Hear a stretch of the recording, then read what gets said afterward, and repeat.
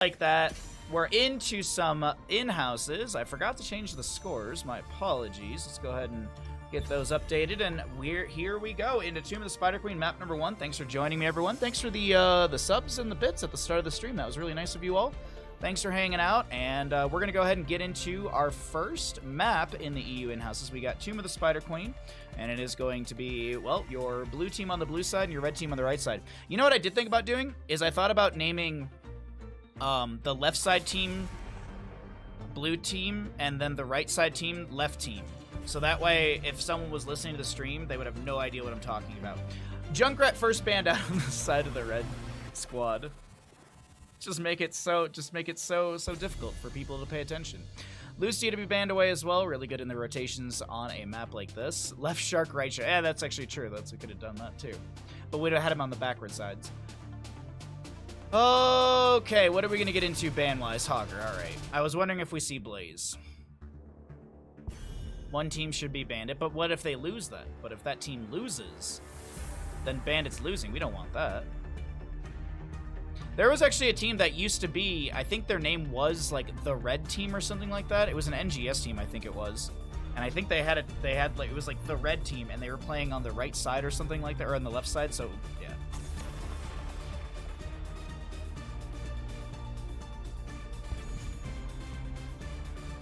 Alrighty, Tracer, Lucio, Hogger, and Junkrat to be banned away, and we'll get into our first pick.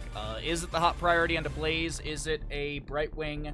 What are people going to be looking for? Genji's also up and available as well if that wants to be the pickup, but it's going to be a Joanna. Strong tank between the rotations, great anchor from mid to top soak.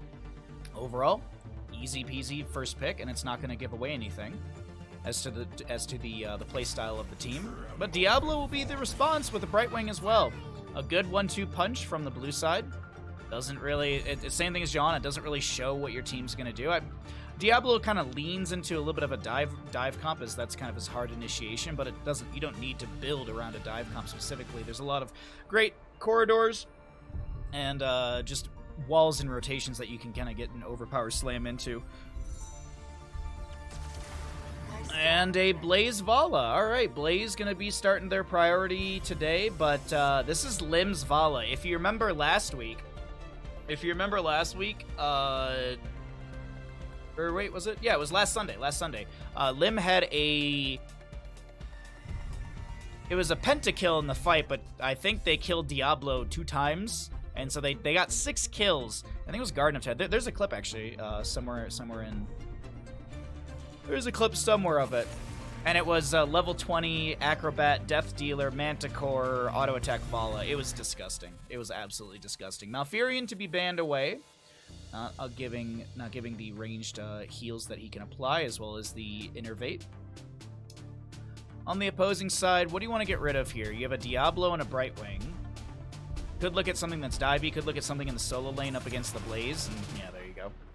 Gonna get rid of the Leoric. Not only do you have the Entomb value with the Easy Bake Oven if you want to go that direction, but also into a Blaze, Leoric can be quite the harasser. Also, Leoric has fantastic wave clear, and then he has Neil Peasants at level 4, which does give you extra clear against monsters and mercenaries, if I'm not mistaken.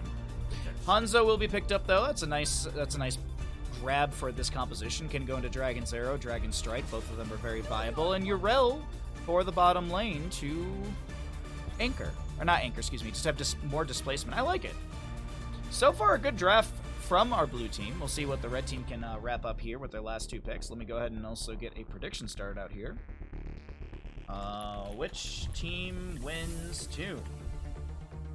The blue team, the red team. So it begins. Alright, Deckard and Maev. A lot of really good control with the Jet Propulsion, the Condemn, slows from Subdue, or the Punish. If you want to go Subdue, you can grab that. Umbra Binds are really good. Deckard Kane make shapes on the ground. It's a very good draft from the blue team. Going to be able to amplify the value of the Vala. I'm assuming she'll go into auto attack. And that'll be a Sylvanas to get a little bit more movement and also a Wailing Arrow. Maybe even a Mind Control. Mind Control wouldn't be too bad. Maybe yank that Vala, Decker, Kane, Maiev and be able to burst them down. Either way, let me go ahead and swap us over into our casting screen and let's go ahead and load on into map number 1 of the day. Thank you all for being here. Thanks for hanging out. Thanks for lurking, chatting, all that stuff in between. I appreciate all of you. Alright, with that, let's go ahead and start the prediction. If you'd like to gamble... Hey, listen! The gamble has begun. The gamble has begun. And all I can remind all of you is that, How quickly the tide turns. Can I just say I want to play more Darkest Dungeon already? We played like a good chunk yesterday. I want to play more. I want to play more Darkest Dungeon so bad. God, the Crimson Court bullshit. It sucks, but I don't know. This Crimson Court with the mods has been really fun. Also, getting the Man-at-Arms as well, having them with the reskin's pretty cool. But there you go. There's your level 1s. The gamble's still going. You got a minute if you'd like to predict who's going to win. Tomb of the Spider Queen, Mark on the Diablo, Soaking on the Yrel, Orc on the Brightwing, Symphony to play the Hanzo, and Sven on the Sylvanas. Over on the right-hand side, we're going to be looking at our red team. We got Legacy on the Joanna. Yes, Legacy on the Joanna. A Cringe Kid, which is Cure, on the Maiev. Banana on the Deckard. Lim on the Vala. And Fly on that Blaze. Alrighty. Hey, thank you for predicting, chat. I appreciate it. Thank you for playing your points. And we'll go ahead and see how the first engagement looks. Couple stacks for Symphony off that initial scatter through the corridor. Yrel holding level 1. Is she going to go Dauntless? Light of Karabor? What's the option here? Vala is holding 1. She will go into auto attacks. Cult of the... Yeah, that is true. We are... Slowly everyone's becoming a vampire, so... Maybe we don't fight it. We just let everyone be a vampire. We'll just need to make sure we have a lot of blood. Diablo gets a nice initiation onto the Vala. She will go down. Cure in a bit of a rough spot. Polymorph by the Brightwing, but Mark doesn't have any sort of extra CC to keep Cure in place. Alrighty, well, that is also 1 stack for Vala gone. She's at 20% bonus attack speed. As we see the John in the top lane, Mark gonna get that angle onto Cure here, who's gonna get a Fan of Knives. Spirit of Vengeance forward, but I doubt it's reactivated. Down in the bottom lane, Soaking and Fly will continue to brawl things out. We do have Dauntless for Yrel. Flyman's gonna have to pop that Pyromania. Nice use of the Righteous Hammer, denying the Jet Propulsion. Soaking getting some great damage onto that Blaze, who will have to use the Oil Flame, or the Oil Slicken Flame, Twin Flame to self-heal. Oil Spill. Oil Spill.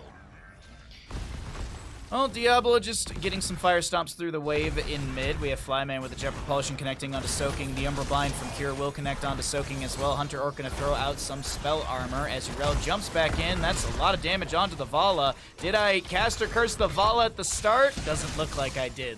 No, maybe I did. Symphony chases in, and that's another kill onto Lim. Symphony denying another 5% on that Gambit. Soaking getting low here. Hunter Orc with the Soothing Mist. Cure trying to back away, but wants some Fan of Knives. Hunter Orc with like 60-something HP, I think, right there. Meanwhile, at the Justice League, we have Wave being pushed into top. We will also see Unstable Poison for the Sylvanas, which will give her faster wave clear as well, and more faster wave clear as well for Hanzo with the Explosive Arrows.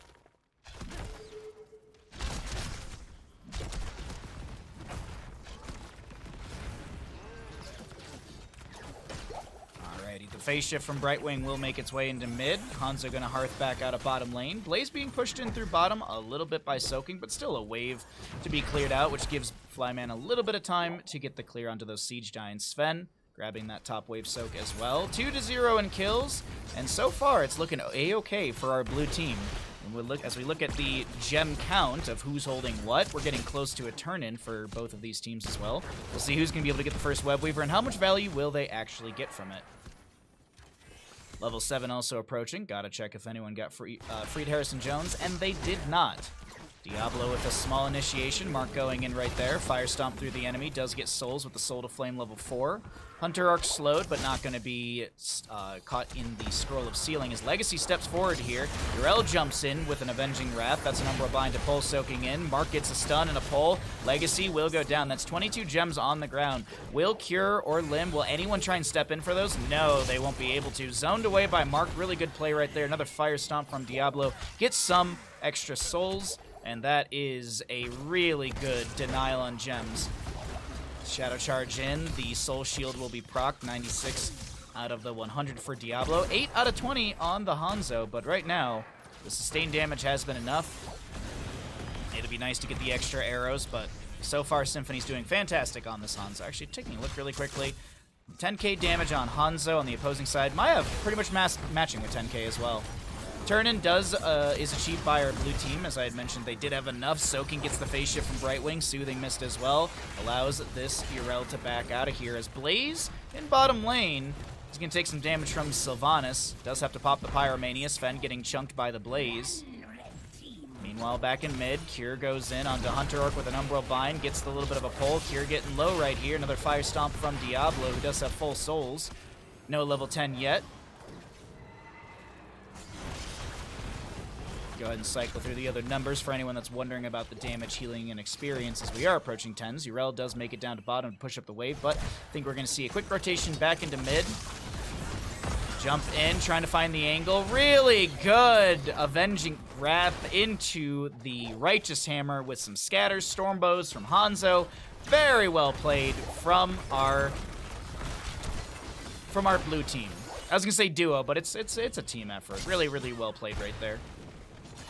And also to note, that's another kill on Davala, so she'll be down another 5%. I think she's at, what, 10% bonus attack speed? It's rough. That's rough. Thanks for the follow. Glad you're enjoying the content. Turn-in does exist to our red side. Will they be able to step in for it? Half a level to go for level 10. Looking back into mid lane. Diablo just getting some fire stomps out.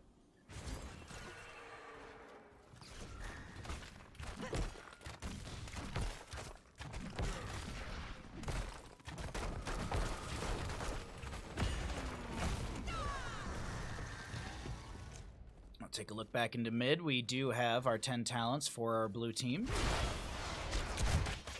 What are we going to get? Lightning Breath, Ardent Defender, Blink Heal, Hanzo, and Sylvanas holding for now. Wouldn't mind the Mind Control. Dragon Strike wouldn't be bad. Dragon's Arrow is always kind of the better AoE stun. Oh, we do get Dragon. We get Dragon Strike and Mind Control. Alrighty. I like it. I like it.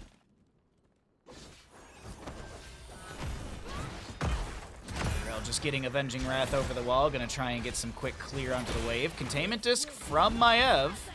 Bless Shield for the John is up, as well as Decker Kane. Stay a while and listen. Dragon Strike from the Hanzo weaving its way through the enemy as Lim taking a lot of damage. Sylvanas wants to go in. Another kill onto Vala. Rough go this game as the Mind Control connects onto Cure. He's going to be bopped around, and a Righteous Hammer does take him down. Blaze steps out of the bunker to try and pick up the gems, and I believe does get the vast majority, if not all of them, that were dropped. All right.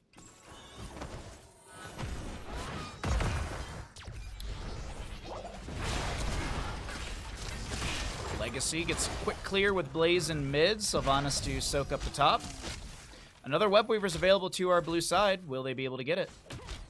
Sylvanas with 11, and yes, they will. All right, back-to-back Web Weaver phase for our blue team. We'll see what they're able to do with this. As Sylvanas is going to Hearth out for full mana, and Hunter Orc as well. Just checking really quickly if Brightwing's got phase shift. I don't think she'll use it, but she's got it. It's enough time to delay for the rotation, for the Hearth out and the rotation in as well, so... Nice timing from our blue team on just the objective and their own kind of micro timings. There we go. Gonna peek around the map. I'm wondering if there's gonna be any sort of major pressure. And it's gonna be looking maybe into top lane. Mind Control does connect onto Cure. The Polymorph is there. Diablo looking for an angle. Containment Disc buys a moment for oh my god. Brightwing blinks onto the summonable from the Web Weaver, almost getting the last little bit of damage onto Cure, but doesn't find it.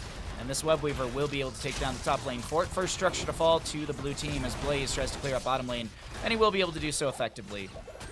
Yrel anchoring in the rotation. That was a huge, huge Righteous Hammer. Legacy taking a lot. Blessed Shield does go out. Lightning Breath cooking up a bit of the enemy team, but it's not gonna find a kill. So very close. So very close. Unfortunately, not going to be the case. Flyman has to pop the Pyromania. Yrel just going to poke in as well. And the Webweaver phase has ended. So, I gotta be honest though. Two Webweaver phases have been summoned, and one fort has fallen. So that to me is just, it's been very good defense from our red team. They've been holding pretty good. 13 talent tier advantage to the opposing side. 6-0 in kills. The hold is still pretty good for Legacy and Friends, but we'll see if that does continue as we are 23 gems away from a turn-in. Maybe it changed since I said it, but we are not too far off from a turn-in for the blue team again on the opposing side. 87 in the pockets, 26 already turned in for the red team, as that is going to be a mind control into Cure. Gets the Vault of the Wardens away. Tries to step into another potion, gets pushed around, as that is also going to be soaking, getting hit in the face by a Blessed Shield. Soothing Mist from Brightwing. Sven trying to back away. Alright, the Red Web Weavers will be summoned, and that will be a chance for our right side team to be able to push things in. But how much value will they actually get? This is what we're going to find out fairly quickly. We're going to find out really quickly here, as Blaze is holding level 13, waiting to see what he might be picking up. Of course, it's going to be the Collision Course. It's a lot of damage. It's a lot of damage for the connection of that Jet Propulsion. It's 458 scaling damage, but you also have like 80-something base damage right now. It's not a whole lot. It's 87 damage from the Jet Propulsion, plus that other 450-ish. Containment Disc on to the Sylvanas on the far side of the wall. It just kind of slows down the clear on this, but I don't know what the Webweaver phase is really going to achieve here outside of pushing up the waves, maybe buying a little bit of a window to start taking down these fort front gates. But even then, a fort front gate for a whole turn-in, that's a little rough. Granted, it's back-to-back availability. The clutch will open up in 9 seconds. Until then, we'll see a camp to be grabbed on the right-hand side. Scatter out from Hanzo, maybe a camp of their own to be grabbed.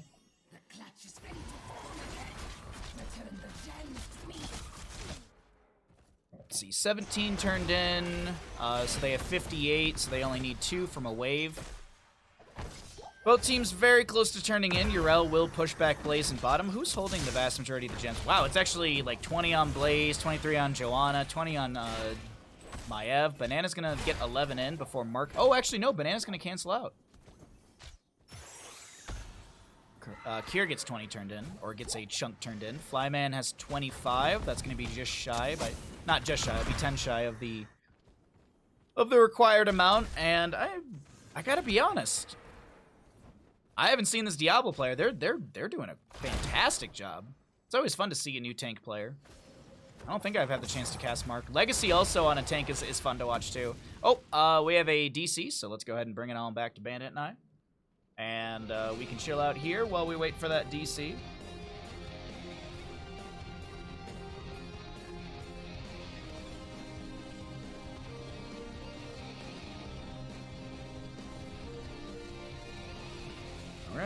Alright.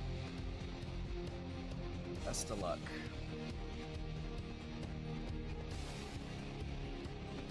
Alrighty.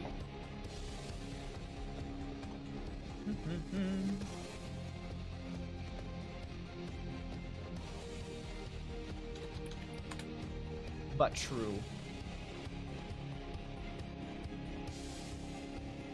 Sea of Thieves, the board game? Interesting. Oh, how's everyone's Thursday? Y'all doing good today? Y'all hanging out? Y'all nice and cozy? Thank you for being here. Let's get back into the game, because it's already kicked back off.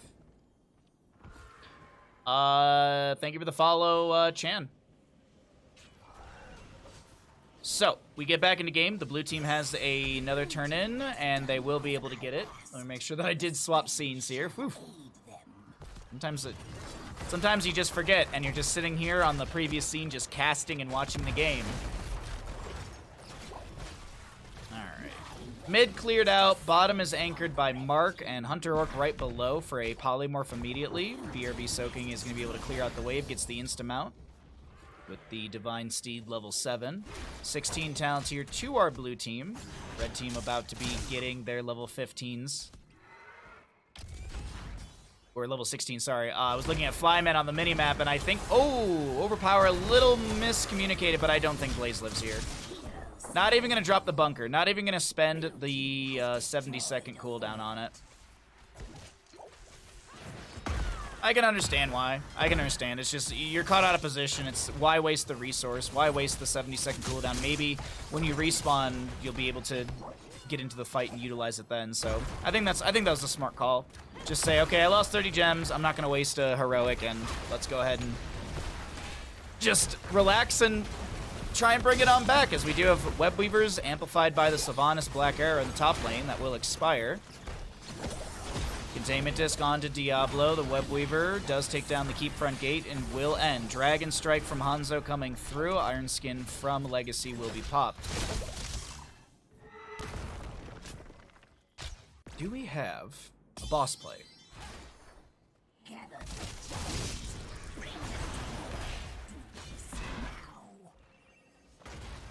Fire Stomp from Diablo to get vision. 40 gems are in the pocket of our blue team. Spread between quite a few members, but still 40 out of the 65. On the opposing side, they have 70 in their pockets, 20 already turned in.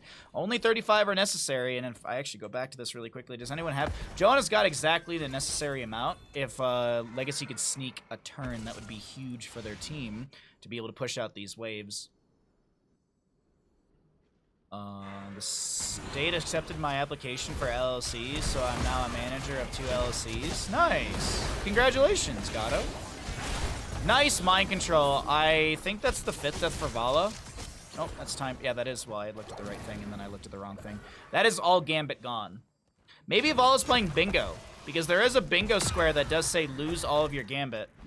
Speaking of bingo squares, Chess, did you see the bingo suggestion that I gave?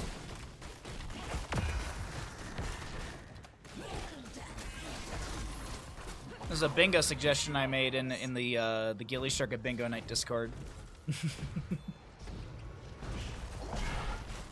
So Web Weavers go to the red team.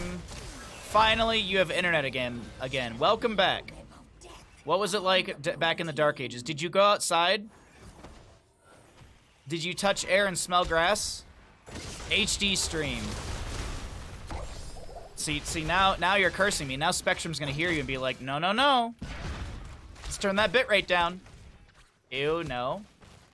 Hey, Iron Flare, what's up, bud? Good to see you. Good to see all you cuties in chat.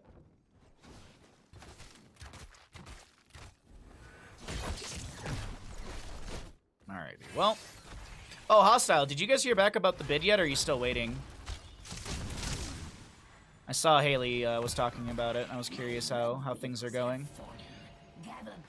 How goes the games? They're good. We literally just started. It's the first game of the day. You are not missing anything besides one prediction.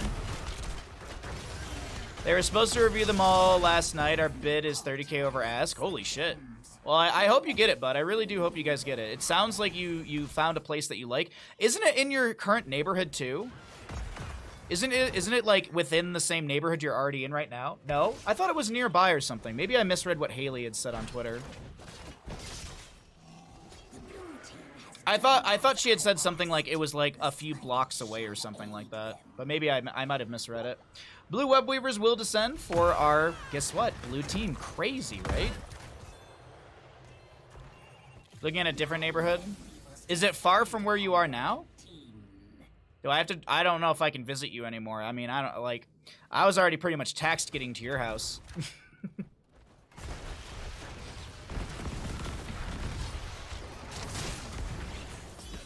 It's closer to me? Hell yeah, brother. You moving to Placerville? I doubt it. They probably don't have good internet in Placerville. The blue web weavers will push in. The soaking steps in here to anchor a little bit, get some blink heals from Brightwing as Diablo will eat a containment disc to the face. We've got a dragon strike from Hanzo. Cure is able to get the Vault of the Wardens away on Maev, and the mind control max distance onto Vala. I gotta be honest, this Vala player is getting bullied this game. I had sung the praises of this Vala player from last Sunday, and I think I may have caster cursed them a little bit here at the start of this first game of the day, because Legacy is going to get torched by Diablo. It's looking like we're going to get many kills. Cure and Soaking are going to 1v1. Now, how this is 1v1 going to go? Cure, can you get this? Cure, just win the 1v1. Cure, just win the 1v1. Oh, Cure, oh no!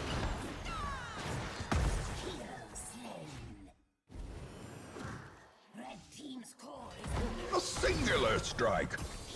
Destroy them all. Team kill. Oh god, my mouse. All right. Really? GG, well played. GG, well played. Map number 1 goes over to the side of our blue team. Holy crap. Oh, the Rosemount. Why do I know the name of that? Rosemounts. Village in Illinois. You're moving to Illinois? Oh, I'm so sorry. They have bad pizza there.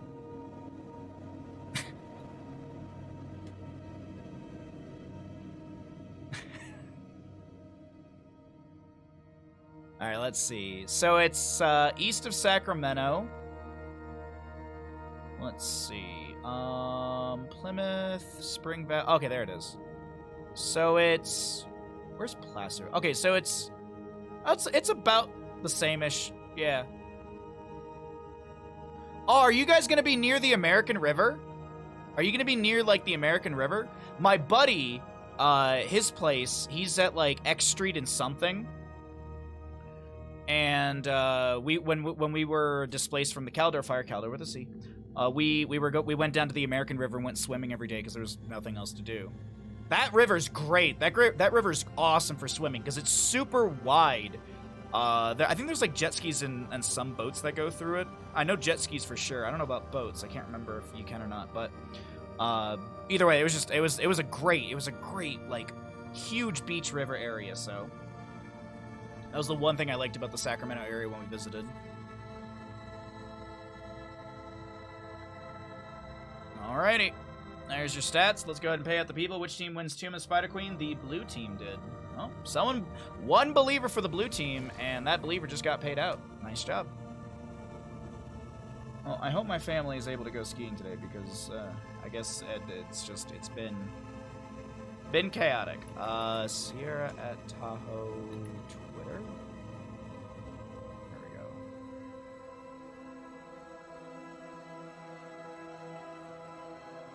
Oh, they haven't tweeted their conditions since February, so alright, that's great.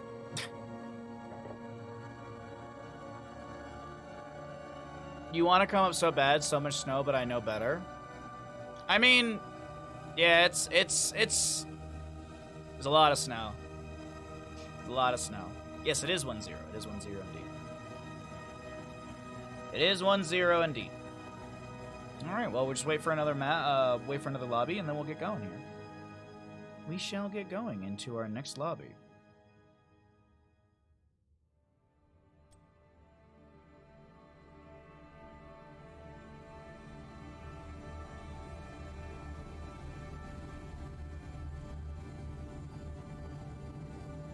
Yeah, there is, we actually have more snow on the way. I just discovered the grill today. I just dug out part of the grill today. You can't access the grill, but, like, you can see it. Let's see, did I save the photo? Here, let me see if I can put this on stream for you all so you can see. The grill exists, and yeah. I was like, oh, like, I'll dig out the grill while my parents are gone, so that way, if they want to make, like, if we want to make burgers or something one night, then the option's there. I think we're gonna get pizza tonight. This is what my grill looks like currently. This is. I still have so much to unbury, but this is where we're at so far. This is where we're at. You miss grilling? Oh, me too. Me too. See, so the issue, this is the issue. Like, I'm usually pretty good about clearing the deck. I usually clear out the entire deck, and like I clean the whole thing. I usually don't let it get this bad. But because I had the sacral issues, I couldn't shovel, and I don't have a snowblower that can access the backyard easily. You technically could get to the backyard with the snowblower, but it's so much work, it's not worth it. So I've been slowly kind of shoveling through that stuff, and I want to be able to, I want to dig out the grill before this next storm. And I actually kind of want to dig out the grill and then maybe get my dad to help me carry it into the garage and then just grill in the driveway, basically. And that way I can just move the grill in and out of the garage. You're going to be 10 miles closer to me? Oh, fuck yeah. That's like a half an hour or less drive. You keep getting nailed with snow. We're gonna get more snow. We're getting a foot on Saturday, 6 inches on Sunday, and like 2 to 4 inches on Monday. And then we have next week, Wednesday and Thursday, I think, are sunshine days. And then I think Friday of next week, it starts back up again. It's like 1 to 2 inches every day, but that storm cell could build or it could dissipate. It can go either way. Because Tahoe is a giant toilet bowl. Like, we are a basin. So sometimes what happens is we get a storm that comes in, and we also get a lot of lenticular clouds. So if you ever see those clouds that are in the sky that look like giant flying saucers, that's a lenticular cloud. And those are created by many different shifting winds. Almost like how you would have like the winds for a tornado, but obviously we don't get tornadoes or water spouts. So sometimes a storm will come into the basin, and then because of all the shifting winds, it'll just sit in the basin and just dump. And that's happened a couple times before. Do you often have to worry about altitude sickness? No. I mean, so that was actually, Jules actually said that in a work meeting once. I was giving shit to Beckwin because he was like, I have to drink all this water. And I was like, dude, I drink like 2 of these a day, basically. I need to fix my green screen. What is going on today with it? Holy crap, it looks awful. Oh, it's all the light from outside. That's what it is. Anyways, I was giving him shit about that, and Jules was like, don't you have to drink a lot of water because you live at high altitude? I'm like, no, there's people who basically live off of beer up here, and yeah, they're fine, so. Let me fix my camera really quickly. It's the light from outside that's screwing it up. Oh, welcome back, Battlefield, blah, blah, blah, map. We're gonna get into bands. I'm gonna fix my camera. Alright, let's see. Chroma key. And, do we want to just move this up? Now my chair looks bad. Oh man, this is the one thing that I hate. I hate it. Alright, there we go. I can get rid of some smoothness. Alright, that looks better-ish. I'll take it. I don't feel like mess. It's because there's a giant I can't show you with any of the cameras here. There's a giant piece of snow on my neighbor's roof, and it's reflecting the light right into my office. Anyways. Some people kind of depends person to person if you grew up in the altitude, like, yeah, for me, I don't have any, like, altitude sicknesses and stuff like that. I have never had any altitude sickness, when I've even, like, gone to Colorado and stuff like that. Yeah, you can see it in my eye. Yeah, you can see it. There you go. You can see that pile of snow outside. Hey, Rarity, what's up, cutie? Flagstaff, they talk about altitude sickness to us Flatlanders a lot. Well,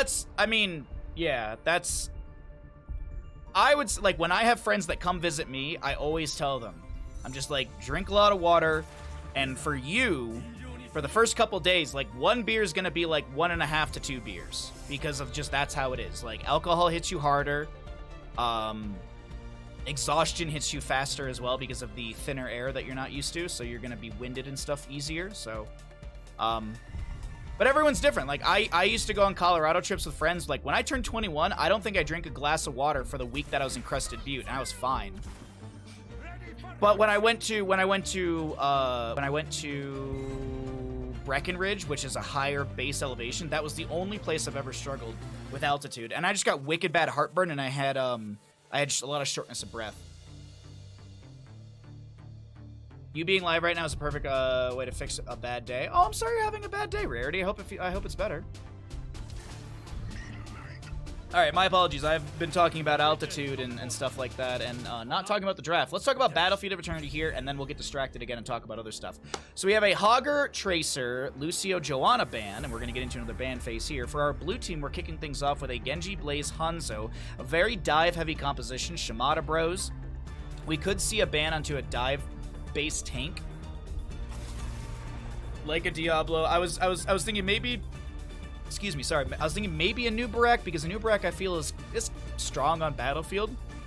Cocoon onto Brightwing could be great as well, but it's going to be a Diablo. It's going to be a Diablo ban. They do not want to deal with that, so maybe we do see the Nubarak for our blue crew. Joanna's already banned away. I'm just looking at some of the available tanks, and Vala to be gotten rid of, so she's a great Immortal Racer. Could we see the Jimmy right click, or will it just be gray main? I guess it depends on what the red team wants to play. Does the red team want to play just sort of a, hey, we're gonna push and play this, you know, slow and controlled? Then maybe they go Jimmy. Sylvanas was the other thing that I was thinking about as well, because of her amplified push potential with the Black Arrows, but I think this is going to be a flex. Lim is going to have the opportunity to say, what do they want? Do they want to play a mage? Do they want to play a ranged auto attacker? Do they want to play a melee auto attacker? I like this flexibility in the last spot for our red team. It's very reminiscent of how Justing and I would talk about draft theory back in the day, and in the fact that you get the Yrel, which is going to go up against the Blaze, or you're just getting a very strong solo laner. Sylvanas is great for pushing. So right now the core 4 is very good, and the last pick can very much flex into this Anduin material adjustment. What do they want to do? Do they want to get something that can maybe chase down the Tyrael for a kill? Do they want something that can break away from Tyrael? Do they want something that can poke and get the Hanzo down? Like, there's a lot of different directions they can go. Things that come to mind, Li Ming, Greymane, those are very, very powerful Immortal Race heroes, and also they can get great team fight value with the composition that's already been built. A Thrall instead. I don't hate this whatsoever. Good sustained damage. It is leading into the hyper carry Sylvanas, but Thrall offers up Earth and Shields at 20 if they go into Earthquake at 10. Sundering from Thrall at level 10 could be the pickup, and then you get Blink at 20 to be able to get the Blink backline Sundering onto Anduin or something like that. Overall, a really good draft from both sides. I'm excited to see how Battlefield of Eternity will unravel. Let's go ahead and get a prediction going for all of you while we load on in. Thank you all for being here. What's up, Jimmy? I think I see you in chat. Hey, what's up, Jimmy? It's beefier into dive. I don't hate it. Yeah, I do like that. I do like the Thrall quite a bit. All right, start prediction. Which team wins Battlefield of Eternity? Of course, as always, I will show you the level 1 talents right when we get into the game, so you can maybe adjust your predictions. Maybe we get a Crash Lightning Thrall. I mean, this is the map. This is the map for Crash Lightning Thrall. Oh, shit. Spectrum, we are preparing potential outage services. Oh, there's a storm coming, so Spectrum's like, hey, you might lose internet on Saturday, which I was expecting. Anyways, on the left-hand side, let's talk about what we've got in front of our faces while you predict on who's going to win, who's going to lose. Stark on the Blaze. That's not the Gilly Shark at Bingo Night Stark for anyone that is listening and it's like, wait a minute, Stark's playing? No. He might be napping. Hunter Orc on the Anduin. We got Cure on the Hanzo, Claude on the Genji, and Mark on the Tyrael. Over on the right-hand side, we're going to be seeing Sven on the Yrel. We've got Symphony on the Thrall, Flyman to play the Muradin, Banana on that Brightwing, and Lim on the Sylvanas. Sylvanas will be going into... I always mix... It's not Might of the Banshee Queen. It's Overwhelming Affliction. Oh, no Crash Lightning, chat. I'm sorry. These players want to apparently try and win. No stick for...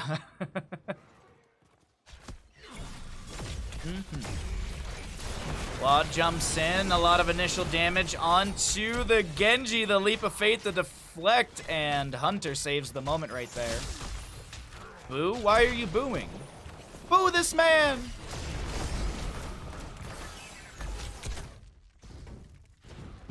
Always Crash. This is why we're Grandmaster, and these players are obviously all bronze.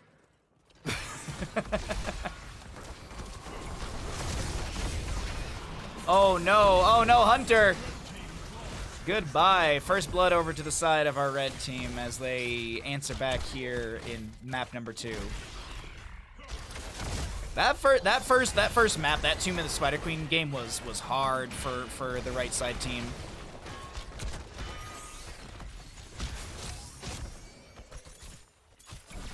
Urel versus Blaze in top lane is since 2017. No, it's 2023, homie. Come on. Shh, don't mention it. All right.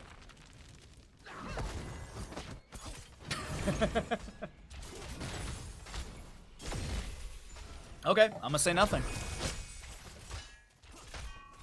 No, I appreciate it, Jax. Thank you. Good damage onto Thrall, who's gonna try and step into this fight. Tyrael will chase in as well. Gonna be having the Eldruin's Might forward. Mark getting a little bit low. Flyman on the point here. Muradin has the Dwarf Toss out. Tyrael does go down. Symphony might be traded. Symphony will be traded. Flyman, though, does go down at the top of our screen. Claude maybe looking for the last little bit of damage. Sven able to jump into the wave. He has that Dauntless level 1. Whispers. Did you know? Oh, yes, yes, yes. We are pushing. We have a new sub goal, by the way. We have a sub goal to get some new emotes. I guess it's not that new. We have a sub goal for some new emotes. We'd be hiring Strobs, so not only are you supporting the stream, but you're also supporting Strobs. Which means you're also supporting Kumo, her dog, and you're also supporting Bandit, my dog. So that's 2 dogs and 2 people. It's a win-win. It's a win-win. And I know one of the emotes is going to be a salute. We'll do like a little salute, because people come in here all the time doing the little 07. So I thought that'd be a nice little thing. I shall purge your evil from this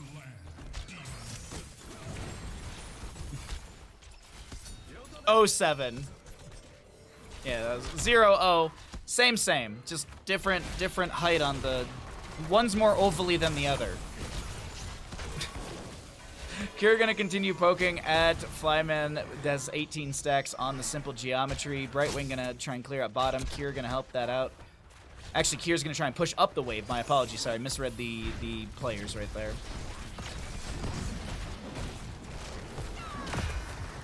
As I said, they're the same. One's just more ovally than the other. Yeah. It's just, you know, like manual and automatic. They're basically the same.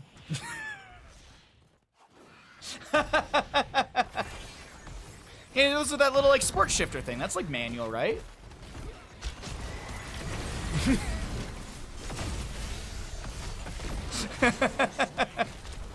I know my statement was wrong. That's why we just kept leaning into it. Brightwing does go down.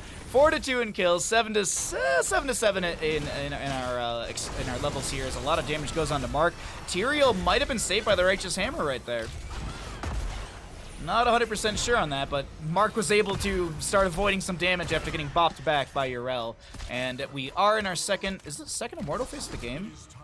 Wait, is it second Immortal phase of the game? Or is it still first? Well, no, in a second, actually. I think this is still first Immortal phase of the game. Yeah, it's way too early for it to be the second.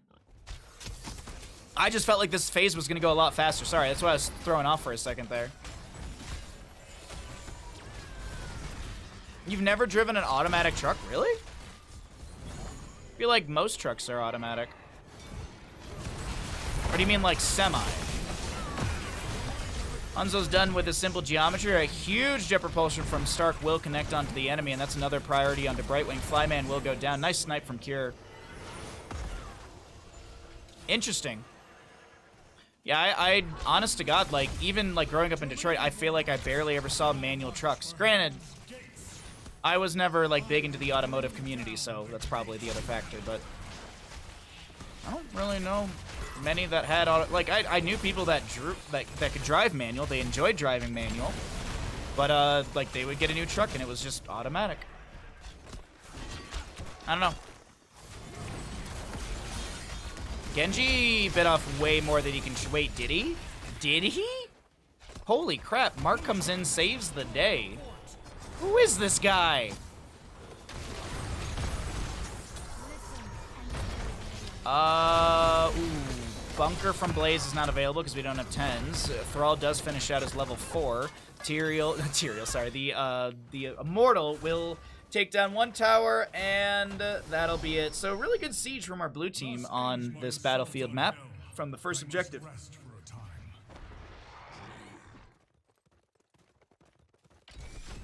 I learned when I was very young, and I have not practiced it, so if someone were to come up to me and say, can you drive a manual, I would say, I understand the concepts, and I have no practice. Like, I have maybe like 20 miles of practice, but I wouldn't even count that as practice at this point. I would just say I have no practice. That's the honest truth.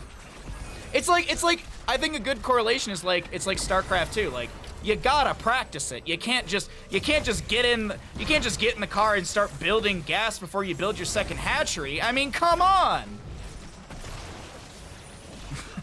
Genji's able to Swift Strike out. I actually had a bunch of fun playing StarCraft 2 ladder yesterday. I lost, but I had a bunch of fun. We learned too.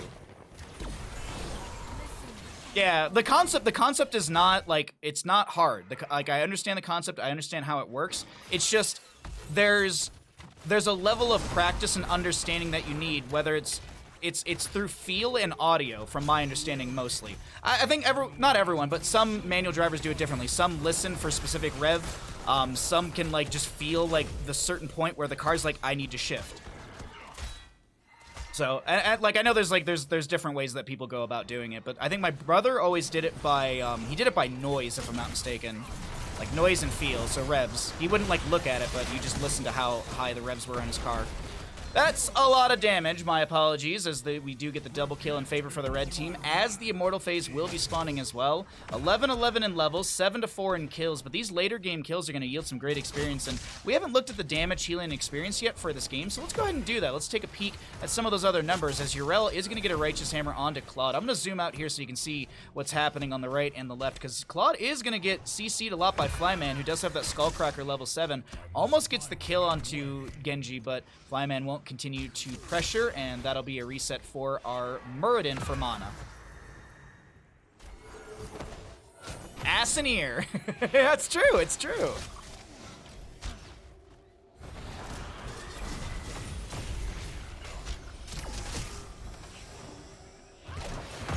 Ooh, big Dragon's Arrow from Hanzo. X-Strike won't connect, I don't think. Sanctification from Tyrael does come out as the Jet Propulsion from Blaze. Just says hello to the enemy. Cure chasing onto Sven, gets the Avenging Wrath over the wall, and we are back onto Immortal race. Granted, the Immortal chunked on the blue Immortal has been chunked a little bit here. Mark gonna try and anchor for the allies.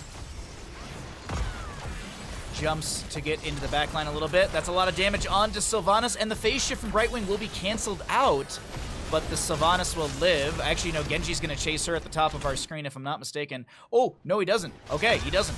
Cringe Kid, Cure, so low. So very low. Gets a Desperate Prayer from Anduin. Muradin steps in with the Avatar and a Stormbolt piercing through the enemy post 10. Phase shift from Brightwing. Not interrupted this time. I don't think it was. Not 100% sure, to be honest. You feel bite point? Yeah, I usually feel the bite point. Yeah, that's it, yeah.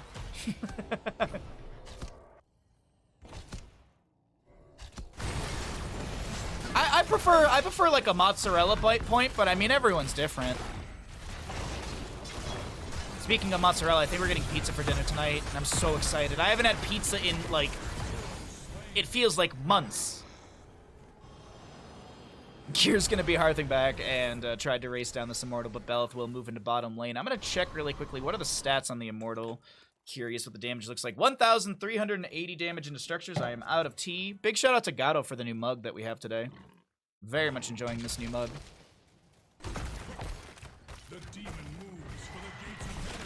You bought a manual car before you knew how to drive it. My dad and my brother still, my brother still drives manual. I think it's like a little Honda something, like a little Honda Fit or something like that. My dad used to have a Mitsubishi Galant. I mean, we're talking like 90s, 80s. So he had that for ages, and then it finally went. And now he loves having manual, but he's like, you know what? I like having my Subaru Outback because he likes to go to the market, and he's retired, so he can go to Home Depot and get stuff. So that's the big thing. I also think it's also so my mom could drive it too. She knows manual, but she just doesn't. For her, she's like, if I don't have to drive it, why will I? And I'm like, I get you, Mom.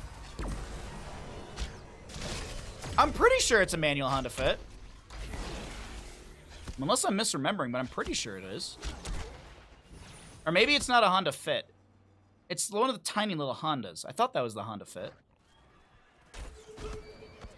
He had a Ford Eagle, and then that died because he didn't change the oil and stuff. He had a Honda Civic hatchback, one of the old Honda Civic hatchbacks that are like itty bitty, and that one died too. I can't remember what it was. There was something that he could have fixed, but.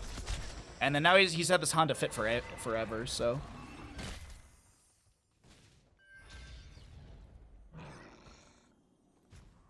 You had a manual Honda Fit too. Love that thing. They're great little cars, honestly. My buddy's grandmother actually had one too, and there was construction in Michigan, so just year round. But there was like a road, and it wasn't sectioned off right, and she drove off of the road, and she was fine. She flipped the car. Because basically, like, part of the road was gone because they were digging it out to rebuild it up. And it was, like, maybe, like, a 4 or 5 foot drop, but it was enough to roll the car over. And I remember talking to her about it, and she was like, it was fun. Oh, Grandma Judy. It was fun. Alright, let me focus in on the fight here. My apologies. Level 16's almost here, so our red team will take a fight. Before that, Talontier advantage is there. Symphony stepping into Cure, trying to get the last little bit of damage onto the Hanzo, but it doesn't work out. That's a Light Bomb plus a Genji X Strike and a Swift Strike. So much damage to the red team. Banana goes down first. Symphony gonna pop the Wind Fury, trying to poke in as well, trying to get some of their trait to proc. But it looks like, with Ardent Defender utilized here, oh, the dismount from the Divine Steed. Sven? I don't know about this here, Sven. Gonna get a... Did that Righteous Hammer get canceled? Or... That was weird. I thought I saw the Righteous Hammer animation, but I didn't see Cure get knocked back, and then there was the Divine Steed, so like... Did the Divine Steed cancel out the Righteous Hammer, or did I just miss it? Oh, that's weird. Take a small shitbox over 90% of the cars. Oh, I absolutely agree. I would rather have a tiny little car. Granted, I will say this. My Subaru Impreza was fantastic yesterday getting me around town. I actually thought I was going to be... I thought I was just going to be snow plowing because I was low to the ground, but I literally had just the right clearance to get around town yesterday. Like, there was, like, 1 or 2 spots where I was just sitting there, like, drop it into sport first and just, like, just push the wheels along because, I got stuck getting out of the neighborhood. There's, like, a little, like, hump.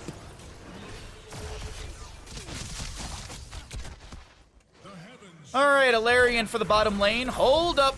That's a Dragon's Arrow. We have a Light Bomb, X Strike, Swift Strike, Wailing Arrow from Sylvanas as a response. Sven gets the Righteous Hammer into the wall. Sanctification from Mark as Immortal gets a spin onto the ground but doesn't get a knockback onto anyone. Sven gonna jump over the wall and get away from any sort of CC. Symphony steps out as well. Mark getting really low. It's a lot of damage onto Tyrael, and the Kaimo trips in. The Kaimo cleanse comes through. We got like 10 seconds off the death timer of Tyrael, so not too bad from that. The Immortal is still very healthy. Has a 50% shield as Blaze will go down, a 2 for 0 in favor of the red team. And I wonder, I think they might be able to save their keep. It's going to take some damage for sure, but I don't think they're going to be losing a keep in this moment.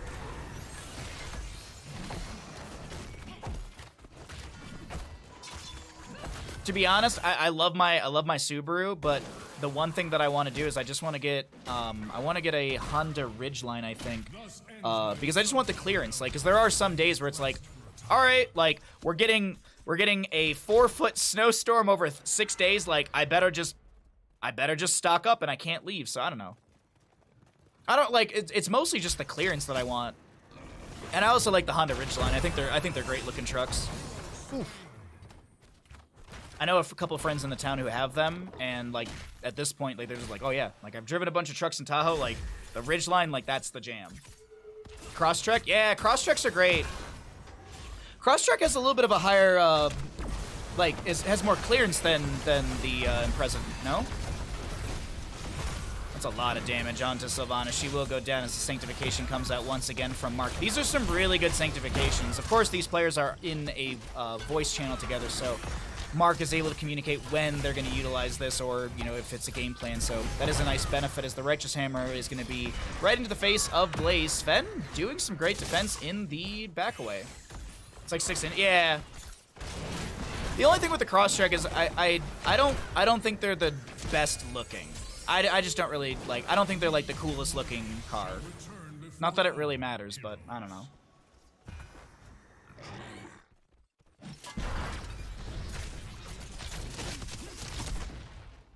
Impressa's 5.1 base and cross-strike is 8.7. Jesus, yeah, that's honest to God, that 2-inch difference makes all the world. Like I was always told that the Impreza has like a 1-inch lift kit or whatever, and it makes like the car able to go off-roading so much better and stuff. Like I had so many automotive friends who were just like, dude, just lift your Subaru, and I'm like, 1 inch? No, thank you. if you buy everything and do it for me, sure.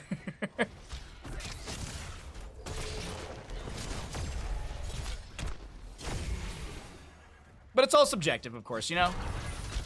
You know, people think Teslas look good. I personally don't think they look that great. I don't like the Tesla look. But I'm not saying you're wrong. Like, that's all design and it's all subjective. Sven jumps in onto Cure. The phase shift from Brightwing will come through as well.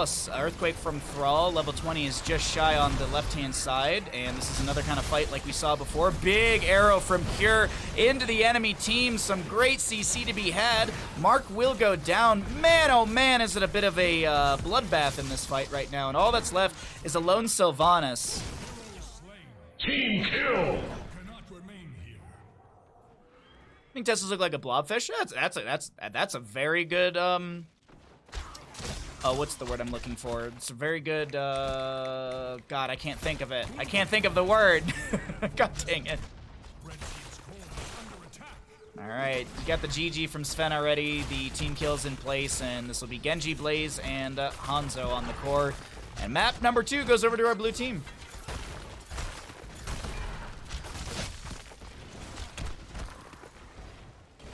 Right in present, the motor died in Pennsylvania. She's driving into North Carolina. Oof. All right, map number 2 goes over to the side of the blue team as we talked about cars for most of that map. Sorry.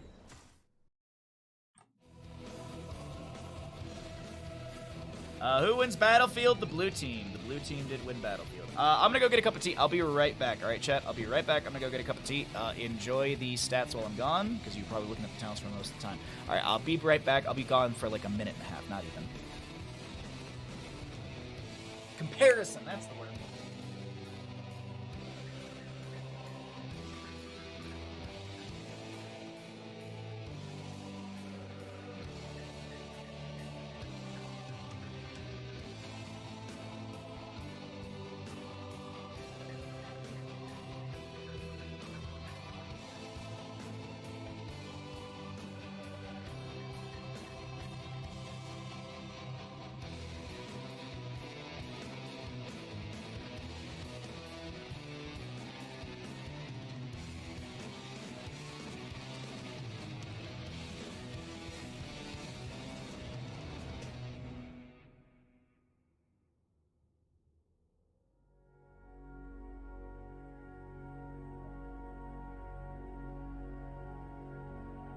Alrighty.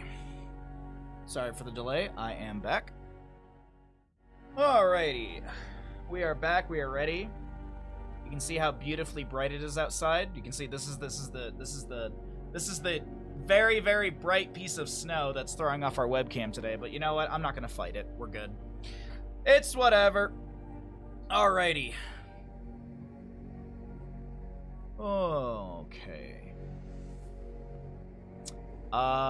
We need more Urels.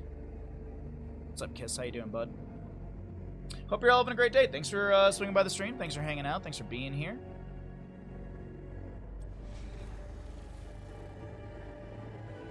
Man, if they make Counter-Strike 2, I'm gonna go pro in that. I actually just saw, in the Twitch Rivals Discord, they were polling people in the Twitch Rivals Discord for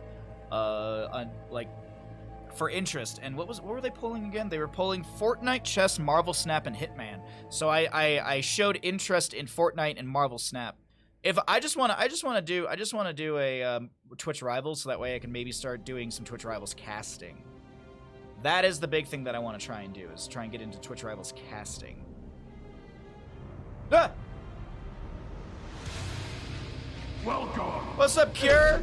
Holy crap, Cure, thank you for the raid. I would ask how your stream is, but I was literally just casting you. GG's, bud. Are you done for the day? I'm assuming you were done for the day.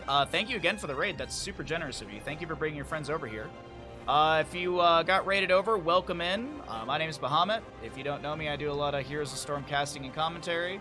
All that good stuff. Yeah. Thank you again, Cure, for the raid. That's super nice of you. Super duper nice of you, bud.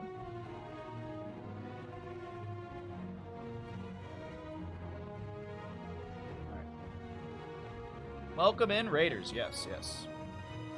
Welcome in, Raiders. Thank you very, very much for that. That's awesome. That helps out our viewership a ton. And we're waiting for our lobby number 3. We're about to get into another game. What's up, Mott? How you doing?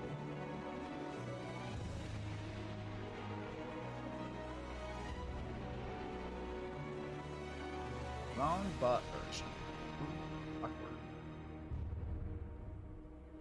So yeah, we're doing casting. So if you got rated in from Cure Stream and you want to continue seeing some of the EU in-houses, be sure to stick around. We're watching all the games, we're hanging out, we're having a great time. If you're new to the stream, I hope you at least hit the follow button. It's always much appreciated.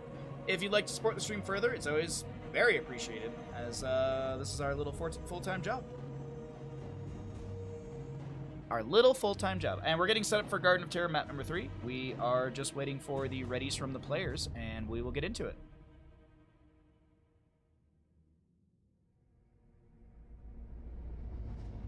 I'm in lobby. Oh, why is the Resident Evil 4 remake already trending? I can't wait for the Resident Evil 4 remake. How far away is it? 1, 2, 3... 22 days? It's so close. Mr. Bandit, you are perfect. Garden of Terror started and then it stopped. Someone DC'd from the lobby at the last second. Okay.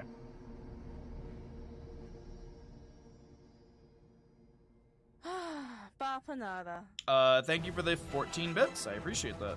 Thank you very much. So I'm just checking the weather again because we have that massive storm. I'm just curious. Been changing. Let's see what it looks like. Thanks, Soaking, for the 14. Thank you for the 14 pennies. Oh, Thursday the 9th is now 13 inches. Woo-wee. Woo-wee. Thanks for the 56. Thanks for the 30 pennies. Thank you, everyone, for the pennies. I appreciate it. Thank you, thank you. Amp it up. Cheer 8, cheer 8, cheer 8. Oh. Thank you very much. I appreciate it, bud. Thank you, thank you. All right, players back into lobby. Looks like everything is ready to go, so we'll just get the race from the players and get into map number 3 today. Map number 3. Cheers.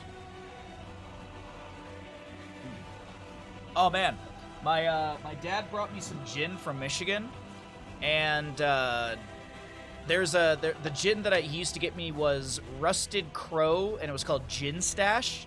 I like florally gins. Like if you want to get like Tanqueray or Hendrix, like those are all great, but I like florally gins. That's just my jam. Botanicals actually is probably the better way to call it. And he couldn't find the Gin Stash anymore from Rusted Crow, but he did find a Earl Grey infused gin. And I have a running joke with my buddy Brian. He pops in the stream every so often about ginny tea. Like we would day drink. Like back when I lived in Detroit, we would have like Sunday drunk hots. We literally called it. God, oh, thank you for the 42 biddies. We had every Sunday, we had Sunday drunk hots. We'd all get up early, we'd all get online, and we'd play Heroes of Storm and like most of the day, like not streaming or anything, just together. order pizza, whatever. And people would be like, oh, I'm having beers. And I'd be like, oh, I don't want to have beers this early. And then I'd be having tea. And I'd be like, I'm going to go put some gin in my tea. And it just became a whole thing. And then my dad found this. And I was like, oh, I can't wait.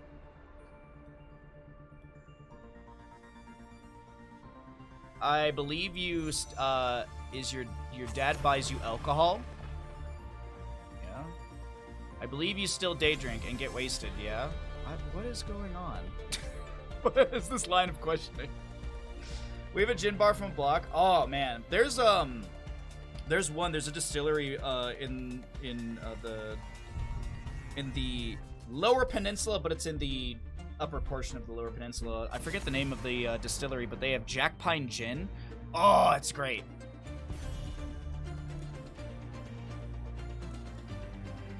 And this is what humanity's become. I don't know who you're talking to. Just typing random messages in the chat. You gonna distill your Lower Peninsula? No, don't distill my Lower Peninsula, please don't. That's gross. But yeah, I'm gonna try some of that. I don't know, my day off or something like that. We haven't done that in a long time. That was. Oh my god, that was back in the day. Back in the day when there was less stresses in the world, and HOTS actually had patches. So we get into Garden of Terror, map number 3, and your alcohol addiction. My alcohol addiction? Oh wow, I have chat, we have a brand new chatter, first time chatter coming in here and telling me about my life. Oh my god. Thank you so much for coming into my stream and talking absolute nonsense. Genji Brightwing to be picked up here. Your father brought you alcohol as a gift from a place you can't get it? Oh my god. Wow. Oh god. I don't get the internet, man. My dad and I drink the same Costco. I got the Costco gin once and I didn't really like it. What kind of tea? I had English breakfast and now I'm on English tea time. Now it's still black tea, but it's instead of it being English breakfast from Williamson's, it's English tea time from Bigelow. I forget. Bigelow. Kirkland whiskey, Scotch vodka. Yeah, I don't like the Kirkland gin. I'm not a fan of it. It's cheap, but I don't like it. It's actually, I still have some because I was just like, I was drinking, like I made a couple cocktails with it. I was like, nah. We'll just leave this in the cabinet, and if anyone wants to have a gin when they're visiting me, I'll use that gin. That's the neighbor gin. So the Genji Sylvanas Dahaka for Garden of Terror, Anduin to be banned away. Are we looking at a Leoric sort of setup here? Are we looking for what? I don't think we're gonna get solo lane Joanna. I was thinking, I was like, oh, maybe we get solo lane Joanna. And it's a Stitches. I do like the Junkrat ban. The traps in the bushes, the displacement from the concussion mines is really, really, really annoying to deal with. And with no Anduin available, that's a really good sort of counter ban. We'll see how this all works out as the draft does unfold. We got 2 more picks. Thank you for the cheer. Thank you for the panty. What are we going to get here, though? I am curious. I'm not sure how they're going to play this. Okay. So we will see a Sonya Hanzo. So it's the same sort of setup as I was mentioning in the last game, where you have this flexibility in the last spot. You've got a ranged assassin that deals great damage. You could technically you could hyper carry with. You've got a Sonya, Joanna, Brightwing. It's already a good core composition for the red team. All they have to do now is kind of adjust their draft to the Rhaegar Diablo information. And what do they want to lean into? What do they want to think about here? Do they want to go a Twin Blades Varian? No, they're going to go Sergeant Hammer instead. All right. All right.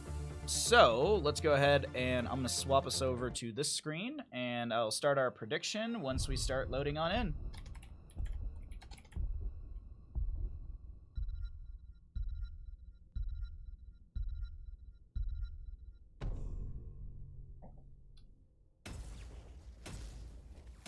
Okie dokie.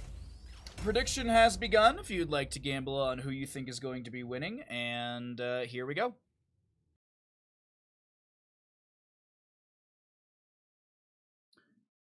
69 on the blue team. There it is. Immediately. I love it.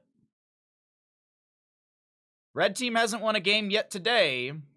Obviously, the players are swapping sides and all that good stuff consistently, so it's not the same draft and players every single game. Similar names, of course, and similar players, but gonna also see some, ooh, this is gonna be interesting. Legacy is back on tank again. Gonna be playing Diablo. Mark, who was playing tank earlier, is gonna be on the Sylvanas, Symphony on the Genji, Banana on the Rhaegar, and we've got Flyman on the Dahaka. To the right-hand side, we are going to be looking at our red team. We got No Game, No Life on the Hanzo, Sven on the Joanna, Hunter Orc to play the Brightwing, Lim on the Sergeant Hammer, and Stark on that Sonya. We get into mid lane. We already have our level 1s up and available, and you still have a good chunk of time to get a prediction in to who will win Garden of Terror. Dahaka with Enhanced Agility level 1. Totem start for Rhaegar. Might of the Banshee Queen for Sylvanas. Soul Shield for Diablo. Pretty standard on that one. Zealous Glare for the Joanna. Slam for the Sonya. And Scatter for Hanzo. Brightwing went Phase Shift. And Sergeant Hammer hasn't taken level 1 yet.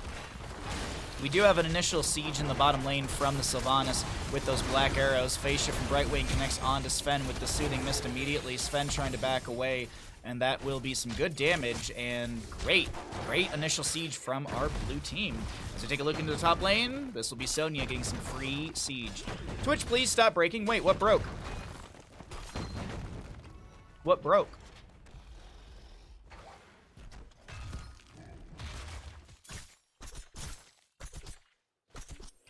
Oh, weird. Man. No, Twitch has been super weird lately. I was watching Thistle's stream yesterday before I went live, and I had to reload Twitch 4 times to be able to hear the audio of her stream. It was super duper weird. It was so weird. Got out of 10 seconds. Nice. I don't know, yeah, Twitch has had some weird bugs, and I mentioned it to her in her stream once I got the audio back, and she's like, she actually was telling me that she had the same issue too. Speaking of Thistle, we will be streaming tomorrow. We're gonna do a bunch of Heroes of Storm, and then we're gonna raid over to the GDQ stream to go support Thistle in her speedrun for Frost Fatalis. So, I hope you all come by tomorrow for that as well. That way we can go raid over to GDQ and support our buddy. Bring a little bit of cheer into that Twitch chat. I know they'll probably already have a good chunk of viewers, but it doesn't hurt to bring friends over. Brightwing in the flank over here. I'm not sure. I'm not sure what Brightwing's gonna be able to do. Phase shift. All right, there we go. So phase shift as the siege in the bottom lane continues. Does Sylvanas have black arrows? 14 seconds away.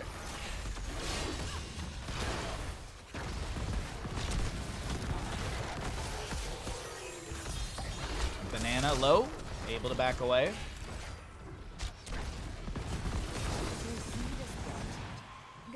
Exactly, Gato, exactly. First seed's up and available, left-hand side of the map. Legacy actually just gonna ignore it. Okay. He's gonna go soak. Gonna go get some souls from mid. Does have Soul to Flame level 4. Symphony finishing out this camp over here in the top left of the map. As we had a reset for Mark and Banana. Sergeant Hammer is just going to make her way into top lane to defend against the wave that Dahaka is going to be pushing up. And now, Rhaegar solos this? Okay. Sylvanas to soak. I do want to point out that the objective does have global vision. Looks like we have a DC, so let's go ahead and bring it on back to Bandit Knife for the time being. We'll bring it on back here for a few seconds until the player gets back in, and until then we can just sit here and chat. 313. No, that's the area code for Detroit. 323. 313 is the telephone area code for Detroit.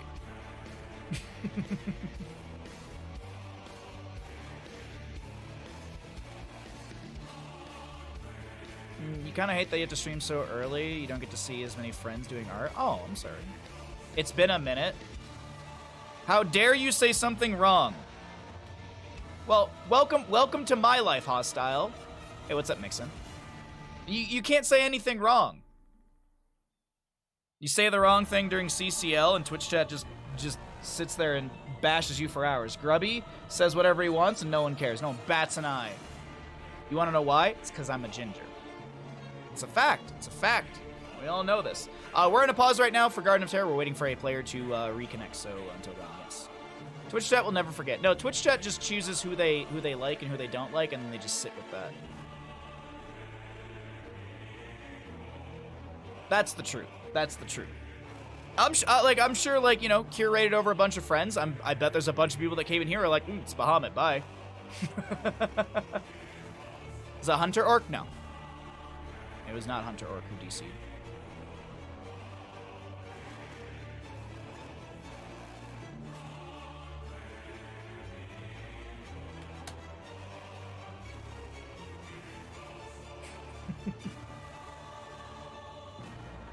Oh boy. Alright, Sven's asking for an ETA. And then said Theta. Oh, no, stop sending me TurboTax emails. I don't want to think about taxes. I'm not going to think about taxes till April. And then I'll have a panic attack in April about my taxes.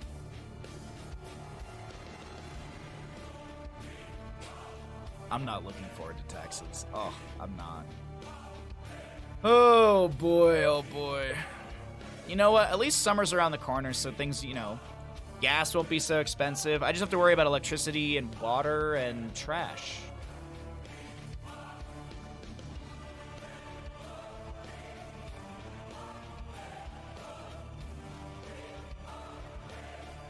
You have a tax pro, but don't I have to pay them then? I hate everyone equally. Well, that's not fair.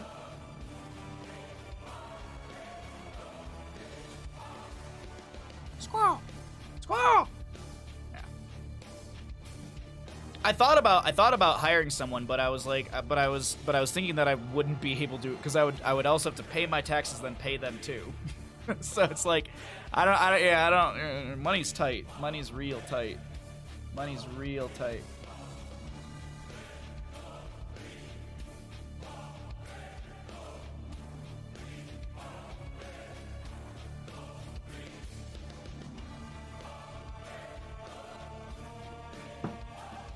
All right, we have a countdown. 3, 1, 2. 3, 1, 2. Okay, it makes sense to me. It's 300.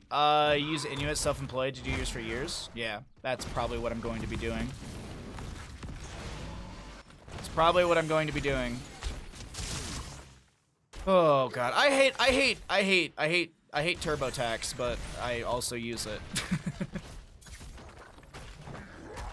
I might just do the I don't know. I have to look into options this year. I'm gonna talk to my dad about it, because he's very good when it comes to taxes. He's done business taxes and stuff like that before, so I'm just gonna chat with him about it when it gets closer. Until then, we're gonna enjoy March and have a great old time. Banana taking a lot of damage. Banana's not having as much fun as we are gonna have, as Symphony's able to Swift Strike away. Meanwhile, bottom, Mark is able to get the Haunting Wave out. Brightwing will not be able to get the Arcane Flare to hit. Hanzo and Genji going to be brawling out. Sven comes in with a Shield Glare, but the Swift Strike allows Symphony to back away. Oh, wait, no game, no life! First blood. All right. No game, no life does go down right there, hungering after the kill on Genji, and that is the first objective to be channeled. That is the first objective to be channeled. Sonya getting the spin out, and the phase shift from Brightwing.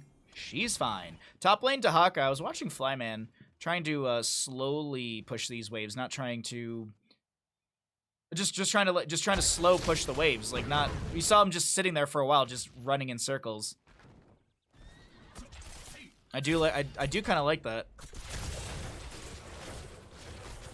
Since there is the periodic catapult pressure, it's just allowing this to be in a safer space. Yeah, it's interesting. It's interesting that they held it like that. I guess the other thing too is the wave doesn't crash in front of the gate as much, so like Sergeant Hammer isn't much of an issue, or Sergeant Hammer becomes an issue because you're trying to clear and Sergeant Hammer's just chilling over here, peppering you with damage. But since Hammer's showing in bottom, Dahaka's like, cool, I can go push up top super hard, mash that into a gate. Also, this also allows his wave to be doubled up because of the way that he delayed it out. So it's a really, really good tactic from Flyman there, I want to point out. A little bit of a micro macro strategy. Now this is pod racing. Okay.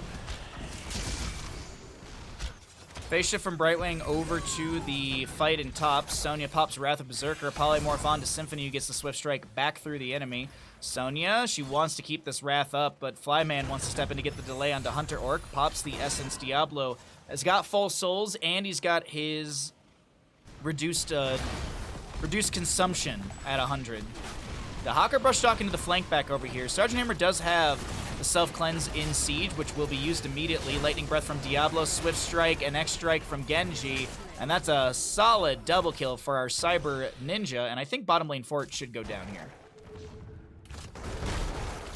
Bottom lane fort will go down. Mark activates the Black Arrows. Dahaka steps in to start helping out. Actually on the far side here with the Dark Swarm to also clear out the wave a little bit. Sylvanas gonna spread that damage, just have the unstable poison level 4. And that's bottom lane fort to fall. Okay. Bottom right will be our third objective of the game. My apologies. Top center did go over to the side of our red team.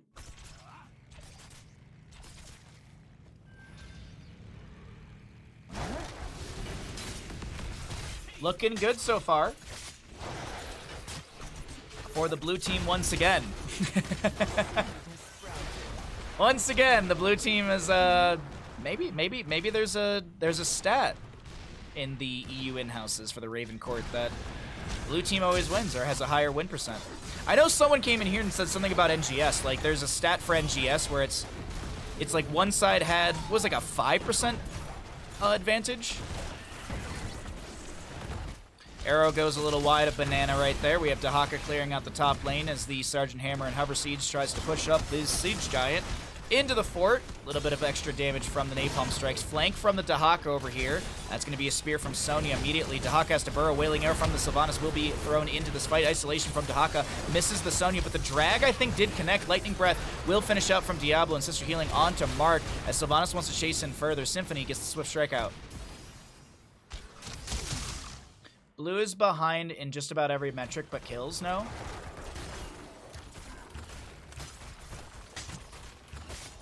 No, they're winning. I don't know what you're talking about. They're winning. Look, they have a mid lane fort. They have a bottom lane fort. See? They're winning. They have more kills. They have slightly more experience. And they have same amount, 5 to 5 in structures. It's equal. Don't look at the blue, just don't look at the minimap. It's 90% of the game, but just don't look at the minimap. You'll get confused.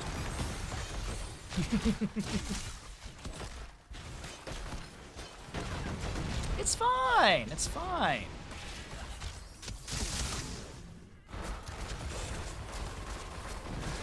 Siege Giants for top, seed to the enemy team. Symphony with a delay. Oh wow, I didn't think the Swift Strike would be utilized right there. Okay. What's up, Cat Paw? Cat Paw, excuse me. Oh no, it's Cat's Paw. Sorry, I was put the S in the wrong spot. Polymorph onto Banana and a Dragon Strike to be utilized, or Dragon's Arrow, but no kill onto the Rhaegar. Legacy low. The Ancestral was 14 seconds away. A chain heal just now coming out. Diablo souls will be spent, but in the top lane, we're going to be seeing a fort to fall down. Mid lane will be taken out by the hammer. Bottom lane going to be going down.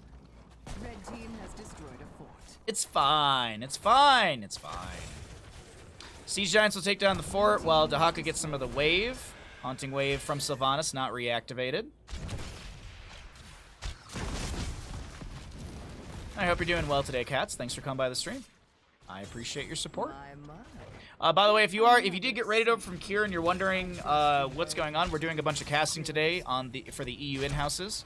I guess Kier was done playing or had to leave or whatever, so shout out again to Kier for the raid for bringing your friends over here. If you're not following, I hope you at least do hit that button because we do a lot of casting on the stream. We also have been doing some StarCraft 2 learning in preparation for Stormgate. So if you like StarCraft, if you like Heroes, if you like me screaming at FromSoft games, hit the follow button. It's worth it. Speaking of screaming at FromSoft games, that's tomorrow morning. Tomorrow morning, Dark Souls 2. We'll continue playing that. If I hate it, if I give up, we'll go into Darkest Dungeon.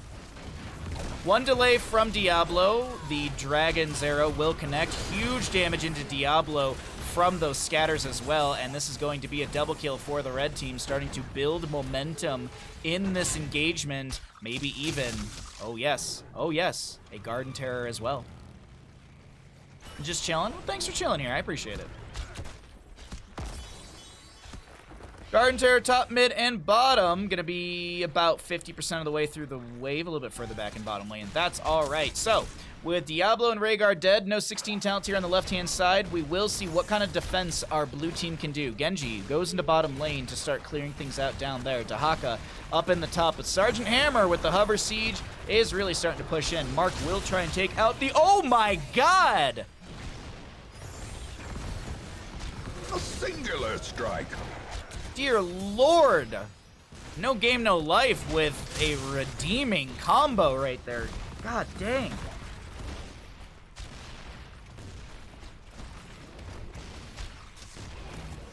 Go, Red, go. Hey, you might get it. You might get it. This could be the turn of tables. Dahaka dies. Yeah, that might be... Actually, I don't think they're going to try and end here. I think they try and get the second keep and top and then back away. Unless another fight, another kill happens here. I don't know if this is endable. I don't know, because Sylvanas just came back up. It is 4v5. Let's pull away our talents. We've seen those for a little bit. Let's see what happens. Garden Terror will expire in a second. Hammer going to get some damage. The shielding has already dropped down from the core. We got 14% off. We've got a Shadow Charge in from Diablo onto the Joanna. Sonya on the left-hand side is threatening Mark as another massive scatter from Hanzo comes through. No game, no life. No game, no life just turned around this game. I think that's MVP. I mean, the whole team, everyone did their job, but I gotta say, this Hanzo had some fantastic moments throughout the game. Really, really well played, and that will be the first victory for the red team. GG, well played. Hey, what's up, Darth? How you doing, bud? Good to see you, my friend. Hope you've been well.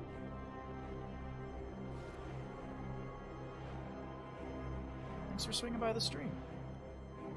All right, which team wins Garden of Terror? The red team. The red team did win. You had a good morning. I'm glad to hear. Well, after a few hours, my looks like my family made it to the mountain. Oh boy, did the more of the mountain open up? Let me look. Well, you guys take a look at stats and stuff. What's up, Marco? I think, right, Marco?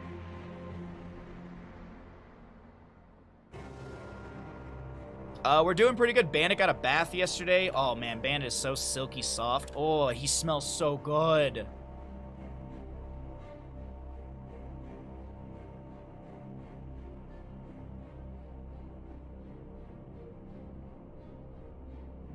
You got gifted an expansion from Destiny 2 and kind of excited to play the crap out of it. Nice! Thank you for the lurk, Ash Mantle. I appreciate that.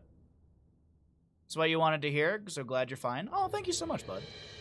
Yeah, Bandit got a bath yesterday. I wanted to look at the Heavenly website really quickly, but I also don't want to miss a lobby, so let me make sure I have that. Let me go ahead and show stats if you are curious while I look at Heavenly. Heavenly conditions. Gondola and Sky are now open. Okay, good. So my parents can go through the entire mountain. Good, good, good, good,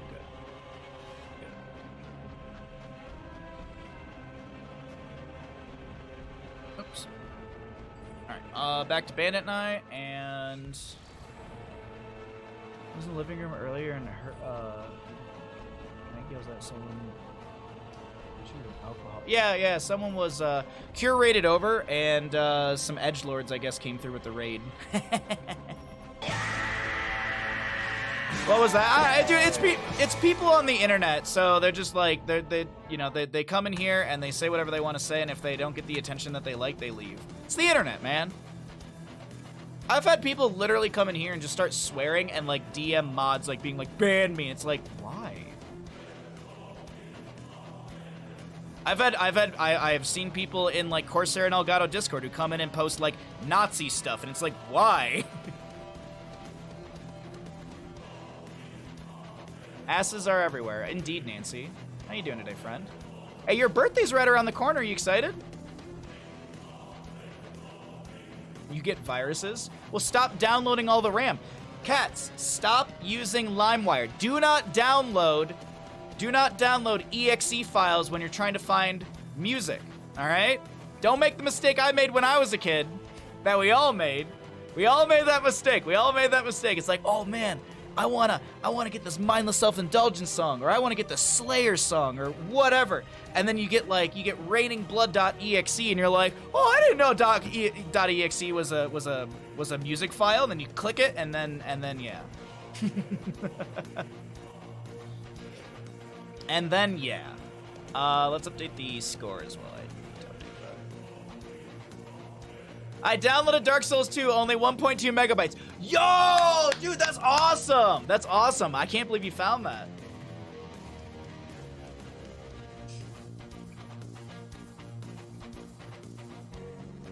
How else are we gonna get the Bare Naked Ladies album? That's true. That is true, Mutebard. Hey, by the way, I just made another one of you in Darkest Dungeon. I found another Jester, so I just made Mutebard Jr.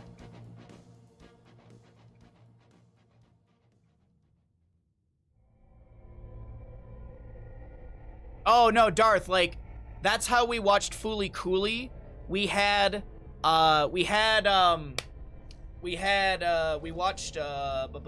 all of Full Metal Alchemist. We actually burned all of Full Metal Alchemist onto DVDs so we could like watch it on like a TV at someone else's house. My buddy was super big into One Piece, and let me tell you this. When he was started watching One Piece, this was back in 2004-ish, because I don't think we drove yet, and I think he was just about to get his license. It was about like 2004 when he started watching One Piece. He reads One Piece, actually. He reads the comics and watches the show and everything.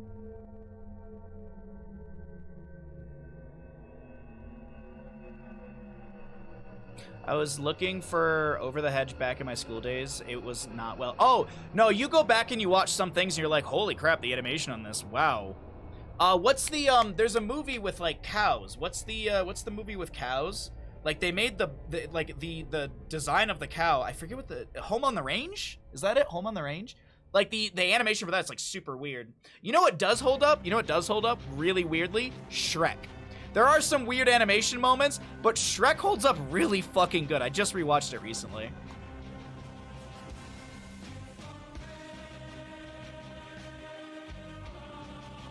Oh man, I just rewatched Shrek. I started with We're dead. Stop it, Kevin. I started with Fast 8, or the Fate of the Furious, which is the 8th Fast and Furious movie. I'm rewatching all of them because I like the series, and I started there and ended up at Shrek. Home on the Range, yeah, I think it was Home on the Range. Top Secret, Strange Cow animations there too. Oh, I haven't seen Top Secret in a while, man. That's the Top Secret's the one with Val Kilmer, right? And he's the it's got Skeet surfing at the start of the movie. Oh man, dude, that's a good. That one's on HBO Max, I think. I should rewatch that one soon. If I remember right, like that was in the era of like Airplane and Hot Shots and all of the Leslie Nelson movies and stuff, where if I remember right, like Top Secret starts and just does not stop with jokes. Like it's just joke after joke. And and they're pretty good jokes too.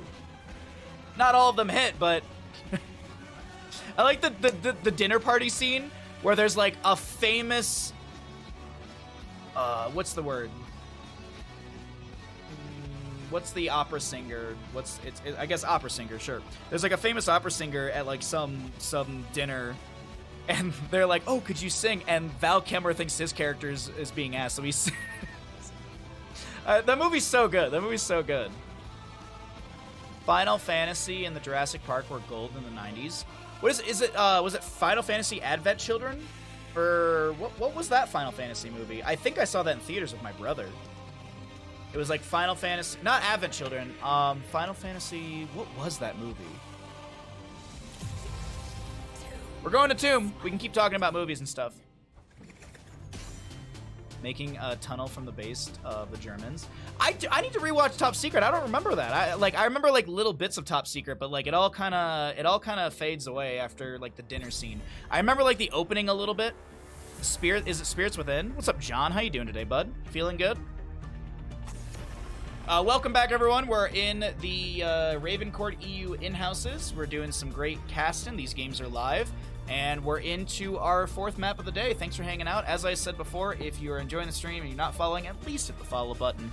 And if you'd like to support the stream further, it's always very much appreciated. This is our full-time job. This is how we buy bandit food, which actually, I need to go get bandit food today. Need to go get a bag of bandit food after stream today.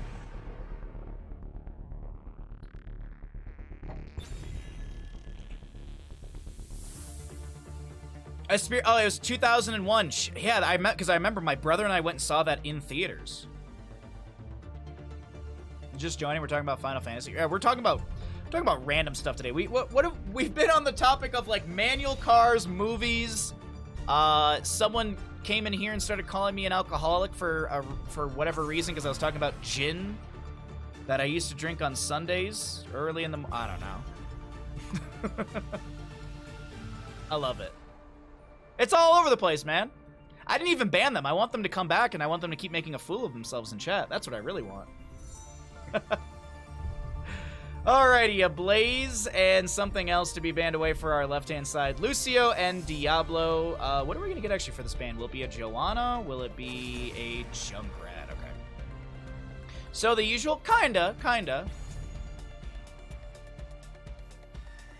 We should talk about potatoes, if we can make that work. Anything will. I mean, quite literally last night, we made hash browns from like boiled potatoes. Like boiled potatoes for a little bit, and then peel them and fry them in the pan with bacon fat and butter. You can talk about anything. Alrighty. Alright, I would like you to explain to me what is going on in this book. I would like you to explain to me what's going on in this book. It is written by my grandfather. It is one of his many published books. So go ahead and let me know what's going on in this book. Please let me know. He was elected for the Nobel Prize in Electrochemistry. So I'm sure you can also understand Romanian as well. So yeah. I will fight to my last breath. My mom brought that and she was like, oh, it's an old book from your grandfather. I was like, I can't read this. And she's like, neither can I. And I was like, oh, it'll go on my shelf. He's talking about frequencies and different materials and insulators, conductors. Nope, you're wrong. You're wrong. You're wrong. You're wrong. He's talking about putting bones inside of giant cylinders. Duh. Come on. Where's your Romanian knowledge? All right, let's focus in on the draft here. We're through the initial pick phase. We're getting into our second ban phase, so let's actually talk about what we've got so far for the blue team. Joanna Rhaegar, as I've mentioned before, with Joanna, doesn't really show much of the draft or intention, so this draft can kind of go any which way. You literally could see a dive composition, like Falling Sword or something like that.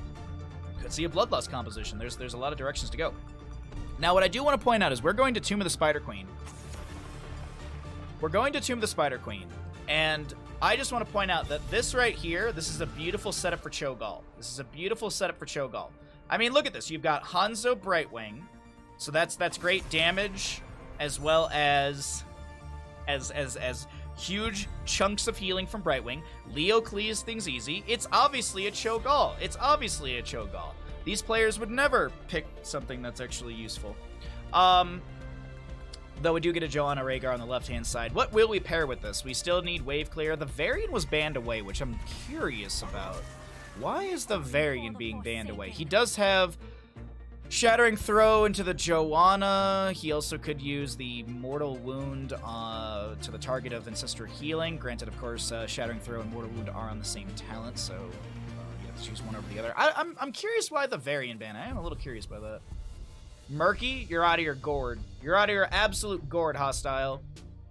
No way they would Murky here. They want to pick something useful, like a Cho'Gall. I don't know what to tell you, chat. I don't know what to tell you. I don't know what to tell you.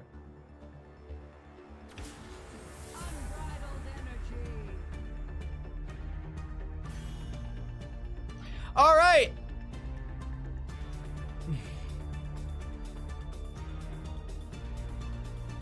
He had the nomination for a Nobel Prize, but we have the My Balls buttons, so we're doing well. Oh, okay. Hey, Marco. Thanks for hanging out with us, bud. You have a good evening. Thanks for swinging by the stream. Enjoy the hangs with the family. Let me go ahead and start a prediction. Which team will win Tomb? Get your gambles in. Tomb is being loaded in. Is the book about technological appliances of electrochemistry? I honestly don't actually even know. I don't even actually know. It's all in Romanian, and I don't know how to read Romanian. I can ask my dad when he comes, my mom and dad when they come home. I'm sure. But yeah. No, he didn't, my grandfather didn't accept the Nobel Prize in electrochemistry because Ceausescu came to his apartment and put a bullet on the table and said, I have many bullets, but this bullet is specifically for you if you try and accept the award.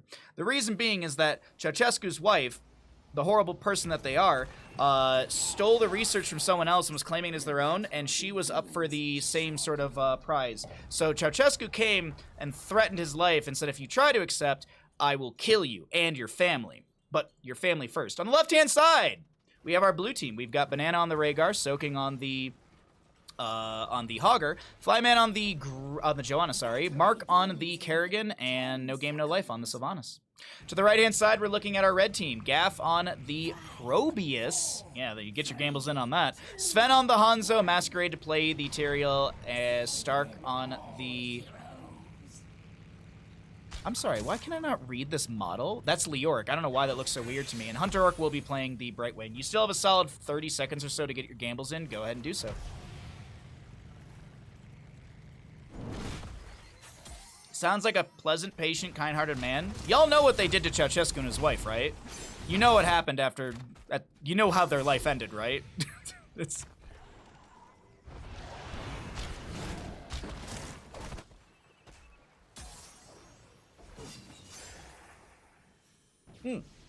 They were sentenced to death by gunfire. It was like around Christmas, too, if I'm not mistaken on the date. I don't remember the year, but I believe it was around Christmas, too. And I remember my parents were telling me that when the government or whoever came out and said Ceausescu and his wife are dead from the firing squad, people didn't believe it because they thought it was a trick from Ceausescu that if whoever was celebrating, those would be the people that would be killed or whatever. So, like, it wasn't until, like, they quite literally saw, like, the bodies and stuff that, like, people were like, oh, I don't believe it. It's all a ruse. It's all a ruse. So, this is a polymorph Banana able to back away. We will see a hunting wave forward from Sylvanas, not activated. Camp will not be invaded and stolen away. Hogger gets a bounce. Maybe it ended early. Thought he was going to be able to bounce off this wall into the enemy. Maybe canceled early, didn't want to bounce too far into the enemy side. Alrighty. Hey, we got some good gambles. Thank you, Chad. I appreciate it. By the way, tomorrow is also Heroes of the Storm. We actually have a good chunk of Heroes of the Storm for the rest of the week. I'm feeling Heroes this week, so we're going to be doing a bunch. Tomorrow, I think I'm going to be playing some Heroes because I have an itch to play. Maybe if there's some viewers around and they want to play, maybe we'll do some like viewer ARAMs or something. And then Sunday, we're going to be doing more casting of this. Oh, sorry, I said tomorrow. Tomorrow's Dark Souls. Sorry, I keep thinking today's Friday. Even though I'm not... Yeah, anyways. You enjoy the potential bloodlust? That was, you know, it's... The option's there for it. The option is definitely there for it. No Game, No Life will activate the Black Arrows, and this Leoric is going to take quite a bit of damage. Brightwing gets knocked into the fort. Black Arrow is still active for Sylvanas, just now expiring, and she'll be able to back away, getting some good damage down here. Over in the top lane, Probius. I kind of doubt they will. You know, it wouldn't be the first time we actually got a Bloodlust in the EU in-houses, if I'm not... I do believe I have casted one Bloodlust game. And this part, I can't put any merit to this, but I want to say it was a Banana Rhaegar. I want to say it was Banana who actually ran the Bloodlust. Heroes down for an 8. Yeah, so Saturday we're going to do... Saturday we're going to play some HOTS, and then we'll probably do some ARAMs with viewers or something like that when, like, the viewership gets a little higher. I think that'd be fun. I've wanted to do, like, a little bit of a viewer day. So that'll be kind of nice to have. And then we'll do another viewer day towards the end of the month, like We'll definitely do like a Heroes and Jackbox. Maybe we'll do StarCraft 2. But Heroes and Jackbox, that was a lot of fun last time.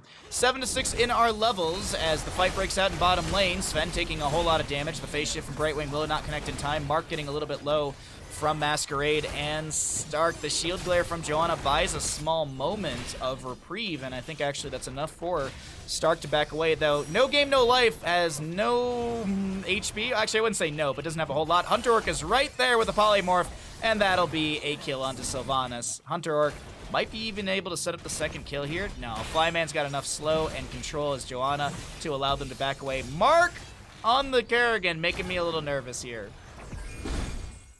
Have I seen much Greymane today? No, I don't think I've actually seen any Greymane today.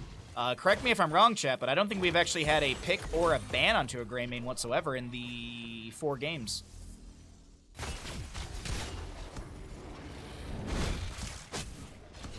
Cycle through the other numbers while we have this dive onto Banana and bottom, and a nice snipe from Sven. Actually, it was Leoric steals away the kill.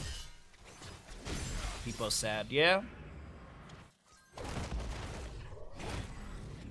We had that really insane good Vala moment from Thursday that there's a clip of. I think it was actually Lim who actually got the clip of it. No game, no life wants to dive in deep, even with the Black Arrow's active, but decides not to. I mean, but we got a Probius game, exclamation Probius. Turn-in availability to both sides. Neither team has got a Webweaver just yet. Still 50 gems necessary for a turn-in. Masquerade. I don't know if he was interrupted or if he just canceled, but either way. Still going to be delayed out from the turn-in. 11 gems for a summoning for the blue team and 22 for the red. Rhaegar clears out the pylon. And here come the blue Webweavers.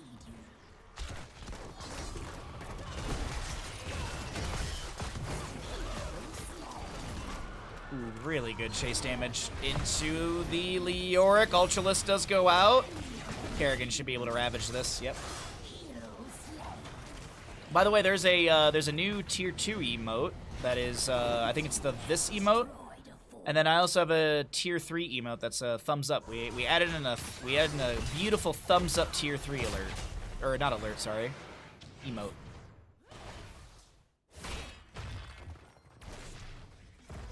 Well, the 10 talent tiers here. No Bloodlust, unfortunately. No Bloodlust, but... And actually, it's pretty much...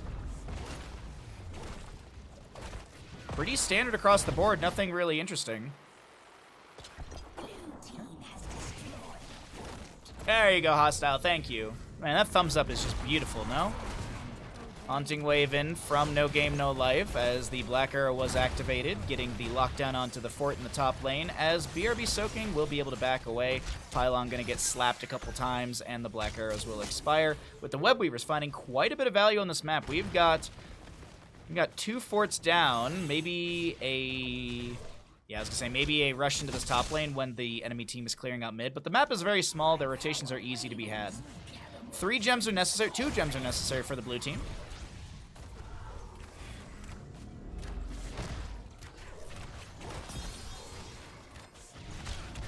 All right. Masquerade throws an Eldruin's Might in. Starts getting some autos, but has to back away as the rest of the team does not step up or... might not have been able to in general. Kerrigan going to solo the camp down over here on the left-hand side. And we set up for a team to get a Webweaver turn-in. As I mentioned, only a few gems to be picked up for the blue team. Masquerade and Gaff maybe get the turn-in. No! A shield glare from Flyman would delay it out once. Second delay from the easy throw Dynamite. More of a zoning than anything else. Oh, wait, hold on. Mark. Waiting to see if there's a combo from Mark onto a low health pool hero, but it's mostly Masquerade being chased by this Kerrigan as the arrow from Hanzo does connect, but a huge shockwave to answer. Pylon overcharge. Ultralisk comes out from Kerrigan, who's going to ravage through the Probius. Unfortunately, Leoric will be able to take down the Kerrigan. Phase shift from Brightwing will go out onto the Leoric. Now, I do want to point out, when that fight did happen, some gems were lost. 52 gems were in the pocket of the blue team, and now they're sitting on 40, so a few lost in that fight that were not picked up. No game, no life, going to get the double Haunting Wave with a Windrunner level 13. And talent tier advantage to our blue team, who do have 6-3 in kills. Augur gets a bad bounce, but I don't think he's oh, wait, the polymorph will be a huge worry for soaking, and that'll be a kill and 14 gems dropped. Youch! More economy being shattered from the blue team. As Hunter, Orc, and crew are looking for a turn, and Sylvanas gets a camp in bottom. The Orc is just going to Wraithwalk out of this. Now, Hanzo is going... We didn't talk about the Hanzo build, but he's going Stormbolt build. I doubt... Ooh, Blessed Shield into combo onto Hanzo. Sven gets... no, Sven doesn't get out. Shield Glare with the snipe. We could see Flawless Technique. I doubt we'll see it, but we could see Flawless Technique. Usually people go Piercing Arrow for the wave clear. The double explosion and the extra damage. Who is Hanzo not hit, by the way? Can we take a look? It's W, and then now I can see. Sylvanas needs to be hit 2 more times. Did I break vision correct? Yes, I did. Okay.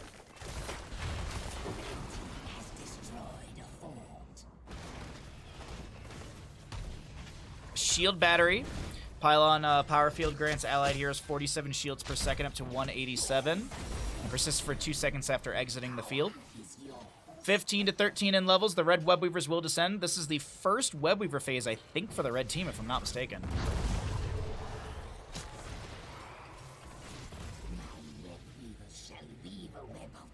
Leorc's able to back out just fine. And we have got red webweavers in the bottom.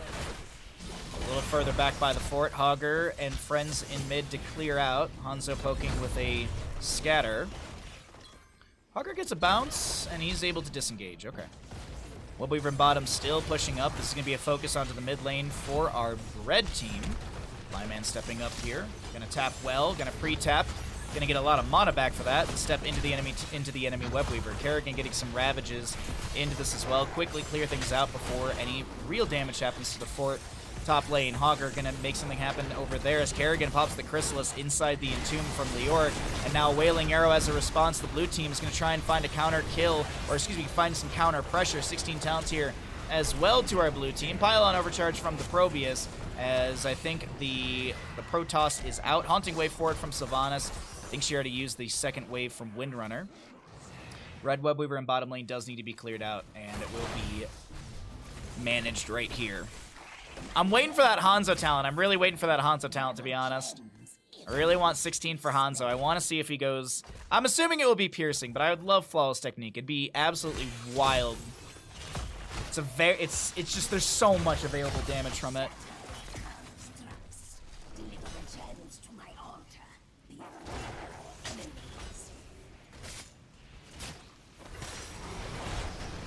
Banana gets a bite onto Masquerade. Sorry, I was just checking chat really quickly. Flyman with a turn-in does get the Webweavers, and the boss will disappear. So how much will be achieved with these Webweavers? Because they're going to descend quite far into these lanes. Mid and mid's going to be around the fort. Top's going to be almost right on the fort, the keep front gate. I'm going to check for Sylvanas really quickly. She's got black arrows up and available. She'll pop those immediately and start sieging in. Pylon overcharge up in 5 seconds for Probius. Exactly, Iron, yeah.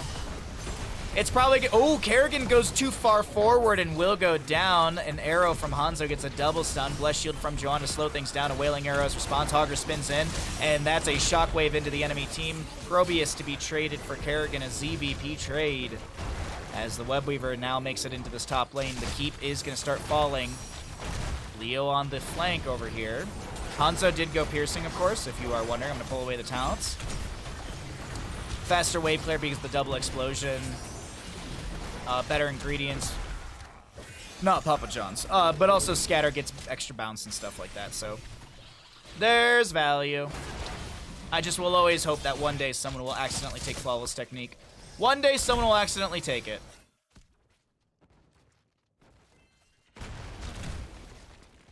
Okay, so top lane is still going to be Siege. Sylvanas pushing up the bottom. Hanzo answering down over there. Probius back, and Kerrigan working her way across the map as the catapult and top will be cleared out.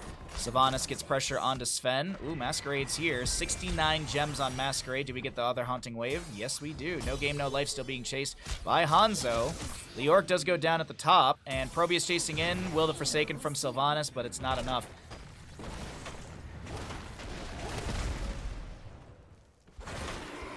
A singular strike. Oh, Hanzo chucks an arrow across the map. It gets a stun, but the keep will still fall. 20 talent here, a level away for our blue team. Much more for our right-hand red side as Kerrigan gets a camp for bottom. 162 gems in the pockets of our red team. Masquerade starts boss? No. Yes. Joanna and Kerrigan gonna steal away a camp. Rhaegar maybe checking? No, they have to know. They have to see the Brightwing and stuff going up to there. They have to know that this is gonna happen. You see an assist for the bottom lane. Oh, ding. Honker gets a bounce through, and that is a boss for the top lane. But look at this. Mid lane has a Bruiser camp. Kerrigan pushing up the bottom with these Siege Giants. These will have to be responded to. Meanwhile, over on the left-hand side, we have a 20-18 fight favoring our blue team. Blink for Sylvanas and Kerrigan. Ancestral upgrade at 20. There's going to be Sanctification down from Masquerade. Was that like, that feels like the first Masquerade Sanctification we've gotten. Dragon, thank you for the tier 3 for 17 months. I'll resend your alert when we get out of game. Thank you so very much. Might actually be happening in just a moment here. Huge stun from Hanzo, but it's not going to stop the pressure, the damage, the kills. Tyrael, what is his death timer going to be reduced by? Nothing, as I think some of the explosion was used for wave clear. And with 4 members dead, a lone Sven with 92 gems, the Ancestor Healing, Farseer's Blessing, that is going to be map number 4 over the side of our blue team. They continue their domination here in the Ravencourt EU in-house matches.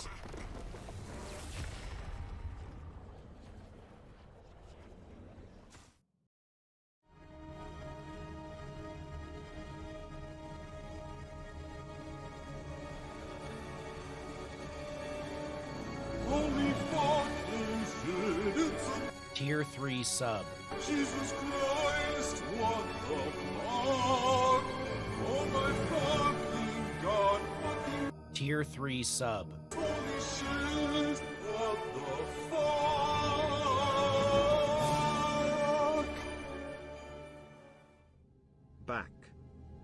Back.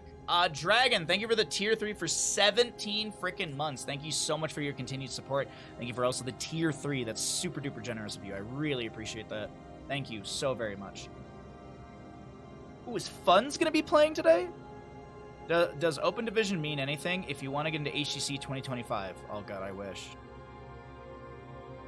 I don't know what that means. I don't know what they're talking about, but whatever. I really badly need to run to the bathroom, so I am going to do that, and I will leave you with some Bandit. Anyone playing Wild Hearts? Why do I know that name? Oh, that's like the it's like Monster Hunter-esque, right? It's like you run around chasing monsters and you have to like find their weaknesses and stuff. All right, I'll be right back. I'm just gonna run to the bathroom, and I've got water, so we're good. I'm just gonna throw my mug into the sink as well. BRB.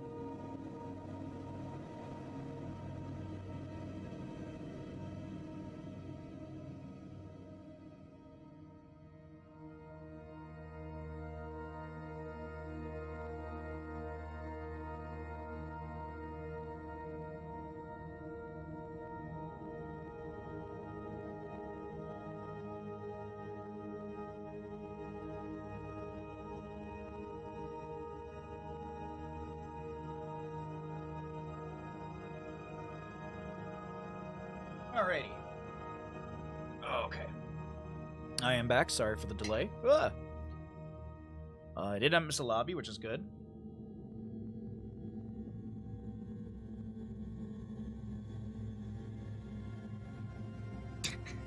I had to check it out since they're your favorite HOTS team. Upsetting that none of them made the cameos in the game. Oh, man. Is Wildheart still around? I don't know if Wildheart is still even around. Pending friend request from Elgato. Sorry, no thank you. Do not know you. Oh yeah, so choose outcome. Which team wins Tomb? It was the blue team. The blue team did win.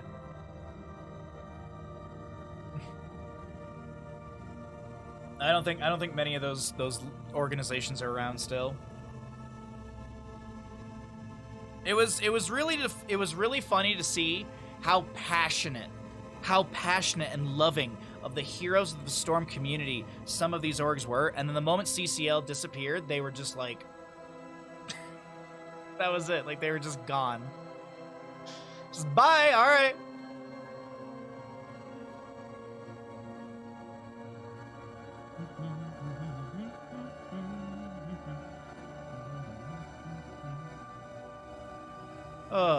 But that's the way it is.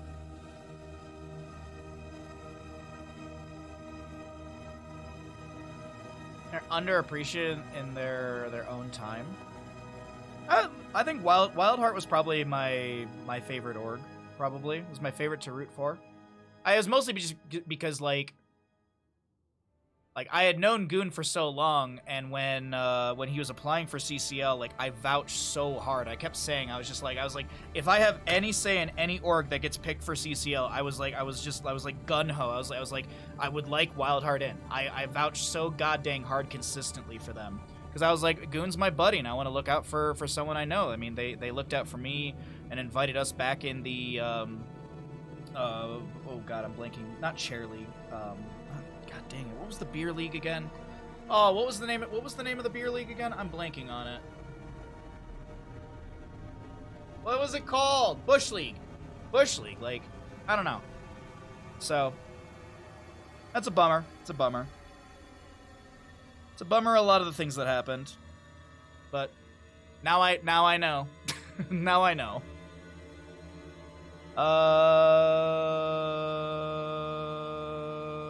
Sorry, someone's messaging me about something on Sunday.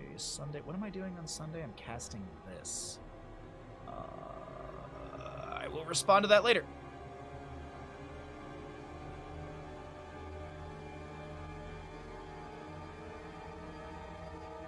You're a Chili Mountain fan. It was hard, but it was great. I mean, yeah. Chili Mountain didn't have that one good season. Then they had like a super good season following that, I think, right?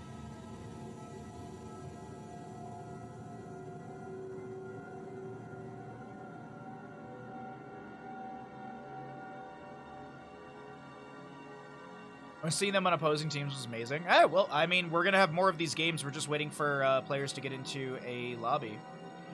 That is all we are waiting for. I don't know if there's a delay or something happening. I don't know what the what's up, but yeah. It's been fun so far today. As you can see, we have a nice beautiful day outside in Tahoe. Nice and sunny today. It's going to be like 40-something degrees. So I'm going to be, I'm going to take Bandit for, I think Bandit's going to get like 3 walks today. I'll probably take him for a walk after stream, and then I'm pretty sure my parents will want to go for a walk when they get back. So I'll probably take him on 3 walks today just to really tire him out. As you can tell, he's got so much energy.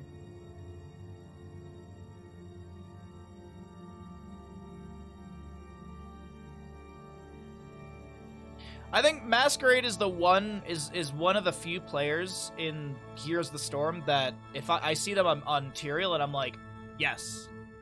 Masquerade is one of the few Tyrael players in Heroes of the Storm. Oh my god. Welcome.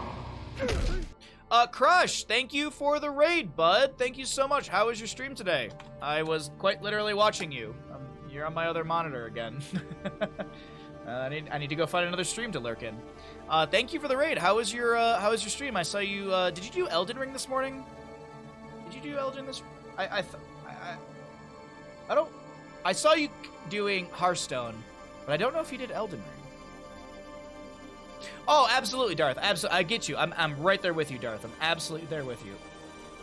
It's just when I do like if there is someone who's like, ooh, Tyria, I'm like, yeah, probably Masquerade. Probably Masquerade is the one that I'd be rooting for if it was a Tyrael 1v1 or whatever.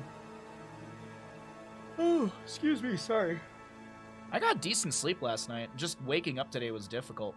Apparently there was an earthquake, like a few miles west of us.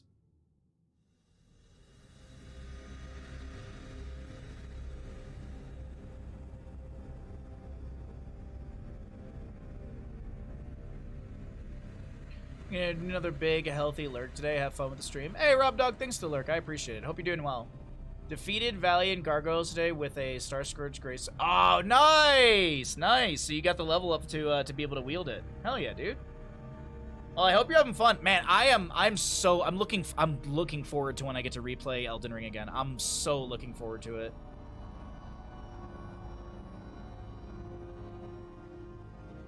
Chili Mountain's mistake was trying to massacre. Oh, to get him. Yeah. Broke my heart. I mean, hey, oof. There's gonna be there's always gonna be a team that's on the low end, and Chili Mountain had some bad I mean, Granite had some bad seasons. I'm sure it was very hard to be a Granite Gaming fan. I'm sure it was very hard to be a Granite Gaming fan. Man, those are probably the roughest games to cast. Because you don't want to sit there and, like, for me at least, like, I'm not going to sit there and be like, oh, it's over, what, like, I'm not, like, that's not entertaining to me. The idea of, like, entertaining is to make it seem like it's viable and doable and it's plausible. Like, I think that's the big thing.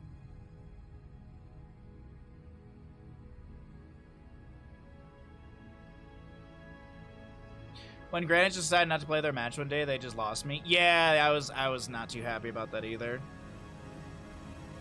I was not happy about that either. So that was a bummer. Well, we're still waiting for a lobby. I don't know what's going on. I don't know if I don't know.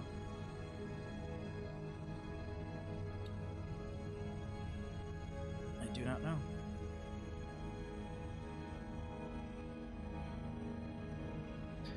Playing even though you know you are most likely going to lose shows that you still love the game. Yeah. You like Chili Mountain, Wild Heart, and Roll20? Roll20 was never in CCL. Nah, I was a Gen G. If we're talking HGC, I was Gen G all the way. Gen G, like I never missed a Gen G match. Never. Well, in the sense of, like, if I couldn't catch it live, I'd watch it immediately, like the VOD or whatever. Gen G was like just my favorite team. I loved watching them. Very, very good players. What's going on? What's going on with the games? There are people, but there's no games.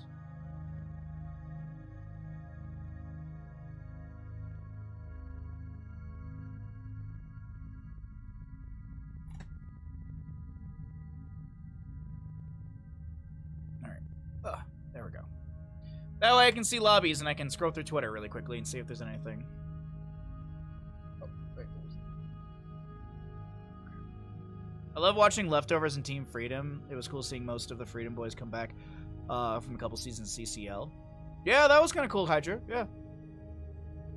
Now you're just a Hazu stan. I mean, who isn't, really? Who isn't? I'm glad I was able to watch the last HGC ever in person at BlizzCon. No one knew it would be the last. Yeah, cool. Not even the people in HGC. I mean, shit, Kala was tweeting during that BlizzCon about how he was literally tweeting at that BlizzCon about how, like, oh, the next season of HGC is gonna be awesome, blah blah blah. Like, 'cause I guess he heard or saw some details from someone else. Because Kala was the coach for Cloud9. Yep.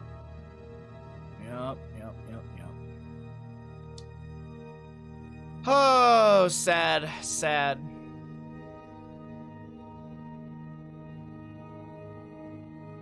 Oh, Oh, Tempo Storm. Sorry, yeah, Tempo Storm, not Cloud9. Sorry, I mixed it up. Blue and white, same difference. Blue and white, same difference. Do I have where are my where's my BlizzCon folder? Where did I put that? Oh, do I have a BlizzCon folder? Where would it be?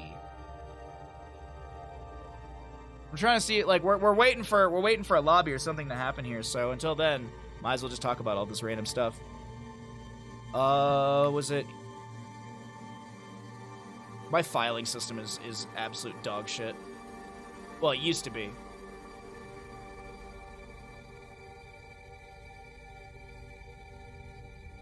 Tempo 9, yeah.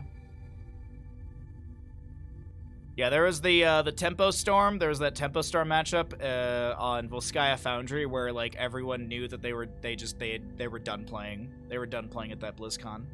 I have BlizzCon stuff that I was gonna show you all, but I don't know where the folder is. I don't know where I put it. I don't remember my filing system.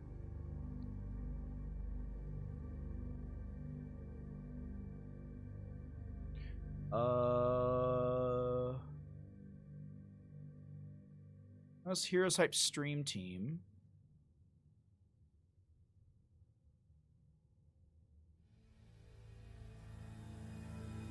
Oh god, the old days of Heroes Hype. The old days of Heroes Hype. Alright, I can't find it right now. Hold on. The only HCC team you need to remember. Who? Don't know. I don't remember them.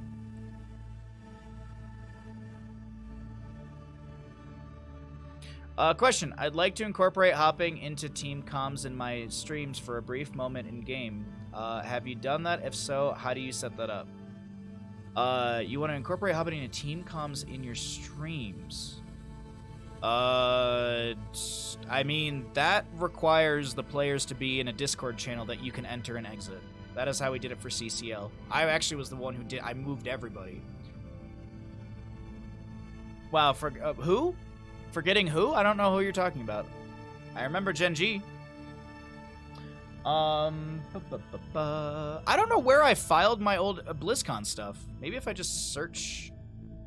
Well, let me just search this folder really quickly. BlizzCon. Did I never download the file? Did I never actually save the BlizzCon photos? I can't. No, that can't be it. Bahamut BlizzCon 19. Where was this filed? Oh, why did I back? Bahamut BlizzCon 19. Open in new window. It was in storage. Huh. Alright. Video. Pin trading, fan. Oh, this was 19. There was no heroes at 2019. What am I thinking? Oh, here's the photo of me and Valk. There's me and Valk. That was right before the Deathwing showcase. We're still waiting on a lobby. I don't know. Maybe we're waiting for new players or something like that. Not sure.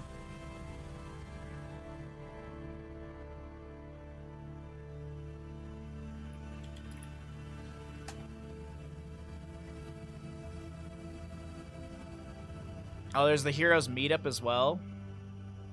My photos. Okay, hold on. My photos, Nikon. My photos, Nikon. H. Oh, my filing is just absolutely moronic. Heroes of the Dorm. BlizzCon 19. Do I not have BlizzCon 2018 filed? God, I'm an idiot.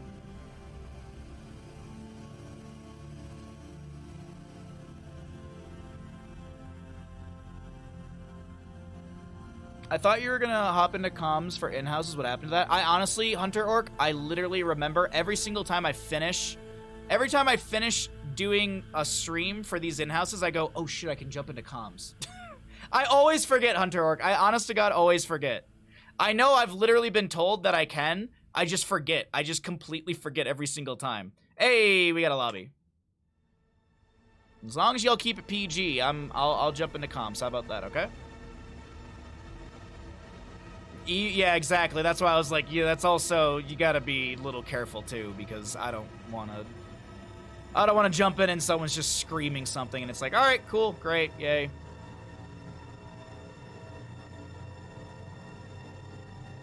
We ever really need that you need to expect everything you say to be recorded? You're completely fine on that. Oh, okay, thank you, Hunter. Thank you for the clarification. I actually do appreciate that. What's up, Green Star? If I missed anyone in chat, I do apologize, sorry. I've been trying to find old BlizzCon photos. Dude, I don't know where my BlizzCon 2018 photos are. Is Hostile in chat? Hostile, do you have them? You probably have them, because I probably gave them to you for Heroes Hype. I don't even think I'm in the Heroes Hype folders anymore. That's probably where it is. So if I go to Google Drive. Remember the time I deleted everyone's access to the Heroes Hype folders? Remember that? I do. Heroes of the Dorm. I was actually just looking at dorm photos from 2018. Or was it 2008? Yeah, I think it was 18. It's this one.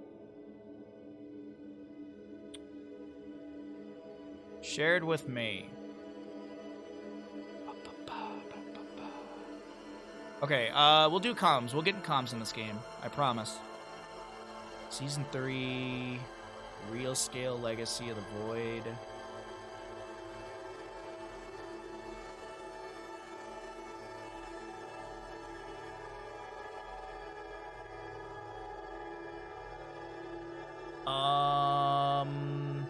Yeah, I don't know where I put this. I don't know where my 2018 BlizzCon photos are.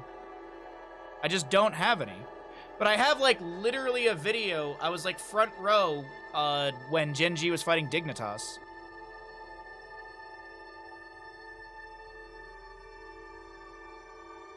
It was pretty fun. You're not into esports at the time. I remember it was the first time I met Haley. And we were literally at Dorm, and she's like, I think, like, Dorm is happening, and it's, like, getting into the grand finals and stuff. And, like, Haley's, I think, playing Breath of the Wild on Switch. Because Heroes wasn't her big jam, but she, you know, she was there and everything, and she was just like, all right, yeah.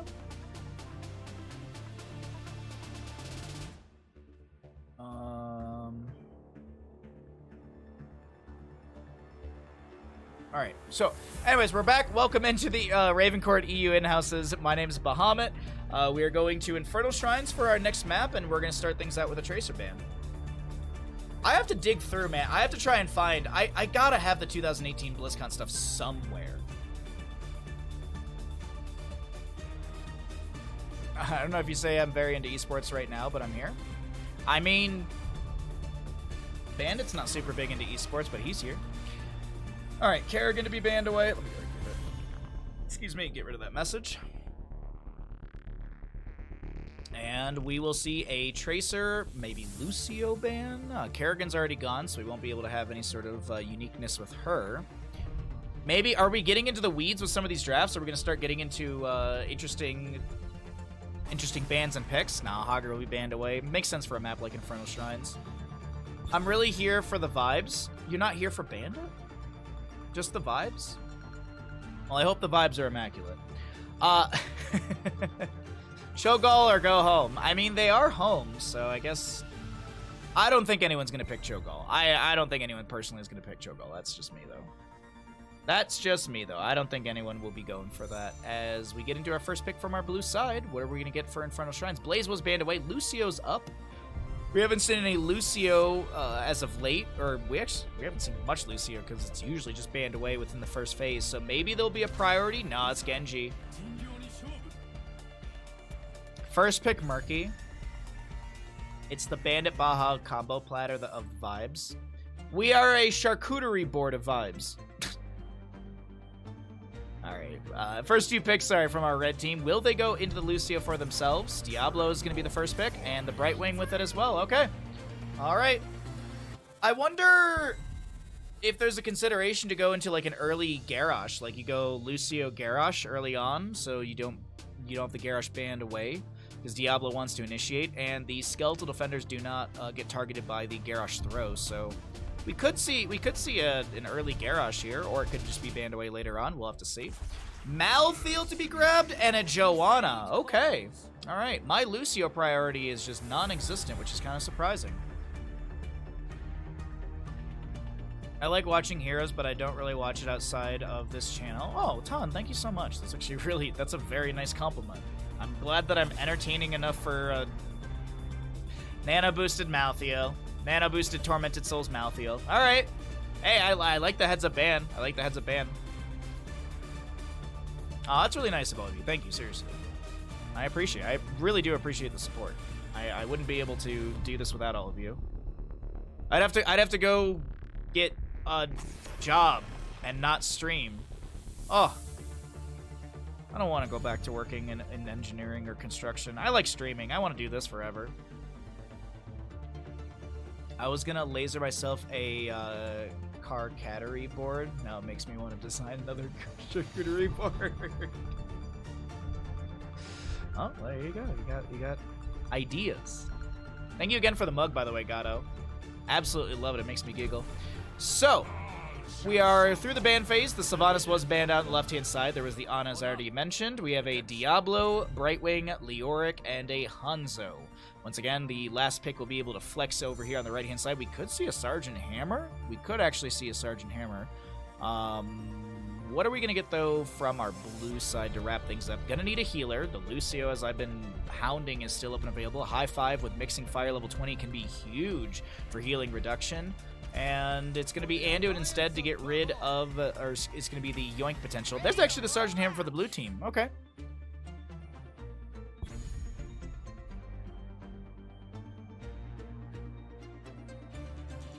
One thing I've learned in the 3 days of long streams is that I couldn't stream full-time and watch Twitch in my downtime. It would be too much Twitch. I want a big offline hobby. You know what? There are days when I finish streams and I just go watch other streams. There are days where I absolutely do that. But the thing too, Crush, is like a lot of days, like on my day off, like I'll watch like 4 or 5 movies on my one day off. So like I'll finish streaming and be like, I don't really want to watch a movie or anything. So yeah, like it's so weird. It's so weird. Like I watch Twitch streams all the time. But I also, like, maybe I'll throw a Twitch stream on my phone and like, I'll, like, chill with Bandit on the couch and stuff, or read a book. Anyways, let me go ahead and swap us into the cast. My apologies. And, we go ahead and start a prediction. Oop, that's not the right one. Oh, we have not been to Infernal Shrines yet today. I thought we have. Which team wins Infernal Shrines? The prediction has begun. You can see the level 1s, and on the left-hand side, we have got our blue team. We got Gaff on the Hammer, Banana on the Anduin, Flyman on the Joanna. We got Mark on the Genji, and Malthael to be played by Stark. On the right-hand side, we've got No Game, No Life on Diablo, Sven on the Hanzo, Lim on the Li Ming, Soaking on the Leoric, and Sonic on the Brightwing. We get into mid lane. Your predictions are still up and available if you'd like to gamble as to who will win Infernal Shrines. And last, thank you for the 100 bits for Bandit. I will resend your alert when we get out of game. Thank you very much for the generous bits. You need to get back into reading. I have a horror novel that's been... Yeah, Iron Flare, I'm with you on that. I have a bad habit of putting a book on my nightstand being like, I'm gonna read this, and then I just every night I look at it and go, tomorrow night, I'm tired already. I have such a bad habit of that. I really gotta get better at just like, you know, just read a couple chapters. Just read a couple chapters. Flyman getting poked at here, but is not gonna go down. No early kill.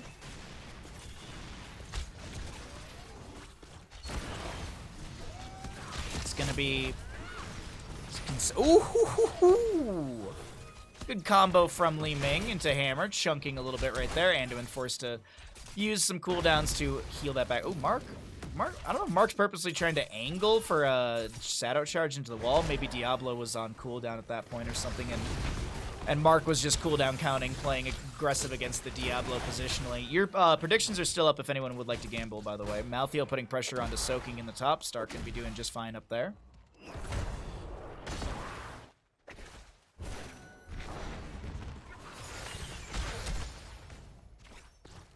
Oh, by the way, if you have any interest in any of the Baja Rosses for sale, I'm slowly selling my Baja Rosses, so if you'd like to bid, you can use exclamation bid. Hopefully we can get a nice little chunk of change for this painting and, you know, be able to get some groceries. I thought that was going to be a reset for Li Ming, but Hanzo might actually get it with an auto. No, Banana comes through with enough healing to stop the double kill from happening, and Genji goes down first blood over the side of our red team. Yep, there you go. Thank you, Gato. Yep, there is a painting if you'd like to bid for it.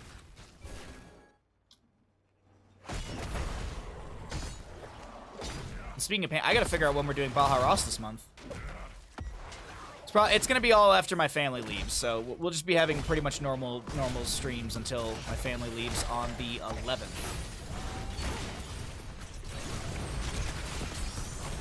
Twitch is just fully broken for you? Aw, damn. Invade onto the camp over here. There's a lot of good damage from Hammer just consistently peppering into the enemy as the phase shift from Brightwing comes through. Sonic is so very low.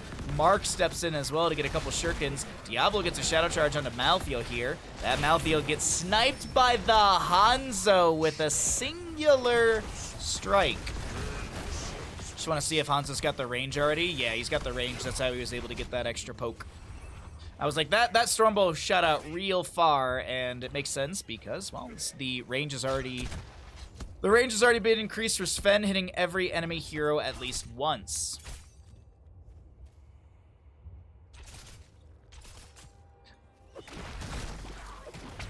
It might be time to delete your cookies and stuff, Ninja, or maybe get a different browser,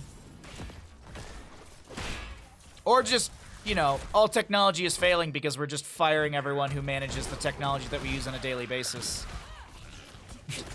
One of those two things, you know? One of those two things. We'll see. We'll see.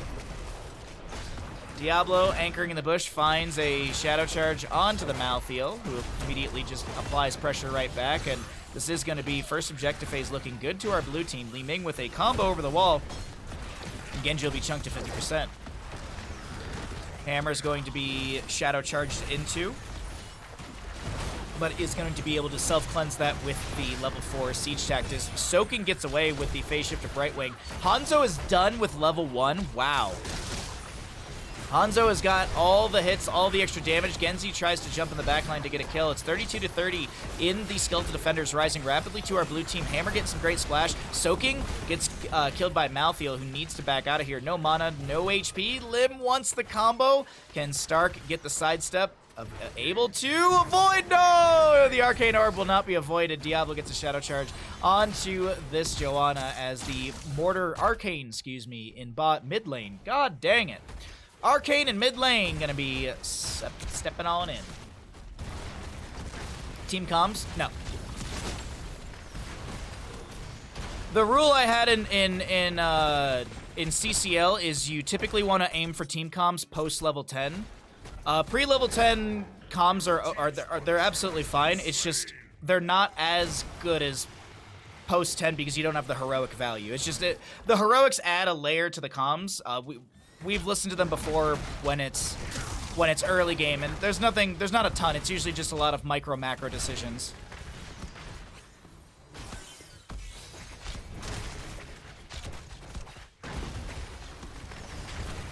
Alerts are always turned off during casted content. Any alerts will be replayed after the game. The only alert that goes off is follower alerts during this screen because there's no audio for it. And it's just a little quick alert. Banana gonna be dismounted. 10 talent here on the horizon for both sides. We'll be seeing our next Punisher Mortar in the top lane.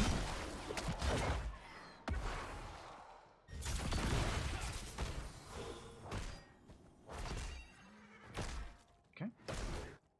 Sorry, I was looking at the players and which channel we'll jump into eventually. Hammer getting pinged, and oh, my apologies. Malthael does go down to Li Ming in the sort of rotation from top to mid. That'll be some good soak for the Leoric. And Diablo's going to be able to get his souls and everything at a reduced rate. That's going to be Apocalypse and Arrow, a combo. Li Ming's going to be able to pop off right here. That's a reset, but can another reset happen? Genji putting some great damage in. That's a Diablo Shadow Charge overpowered. Another reset for Li Ming as they step over to the camp in the bottom lane. Hammer's going to be going into Napalm Strike. We've got X-Strike for the Genji. No game, no life. Going to be Soothing Misteded out. Light Bomb for the Anduin. Bless Shield for the Joanna. And Last Rites on the Malthael. 1-7 in our kills, and we will see, as I mentioned, the Mortar Punisher up in the top lane coming up fairly soon.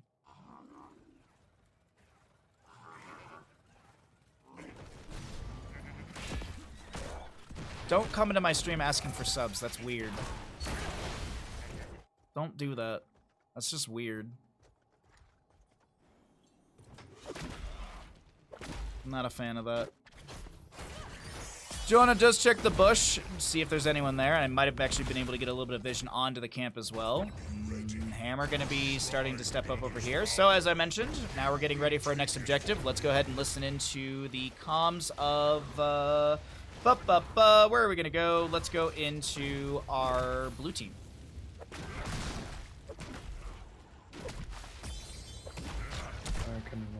Okay, Diablo is bot lane. I can clear mid. Yeah, the bot lane. Okay, I'm taking one more wave. okay, They are that's coming, good. they might be. No, we finished it. I'm harassing Diablo.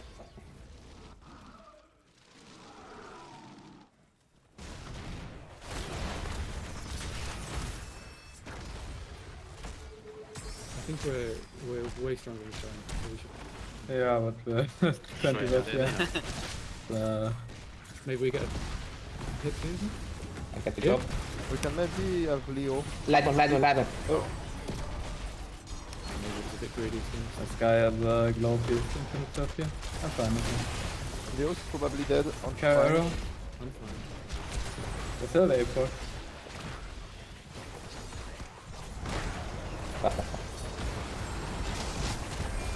Yeah, it's gonna jump slow. Yeah, the train's coming. We wanna get out now. Yeah. Well, there you have it. Some riveting comms. I tried to boost everyone's audio immediately, but there were players who were... You'd boost their audio a bunch, and then they would talk loud, and then you turn it down, and then they would talk really quiet. And then they would talk really loud, and then they would talk really quiet. I did my best, but either way, there was some comms that you got to hear in from the members of our blue team, as they did lose the Punisher and now have to defend, backing away. Diablo gets a Shadow Charge onto this Anduin, I believe it was, and will be going down. That's a lot of damage onto Hammer, who will be giving a reset to Li Ming. The Punisher still punishing the top lane for it for having a health bar. Red team has destroyed a fort.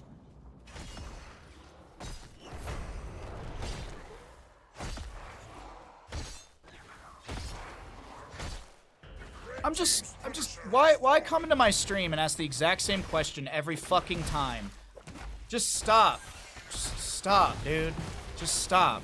Like, it's not funny. Oh my god, every fucking day. Light Bomb forward from the Genji is going to be cleansed out by the Brightwing. We've got shield glares as well.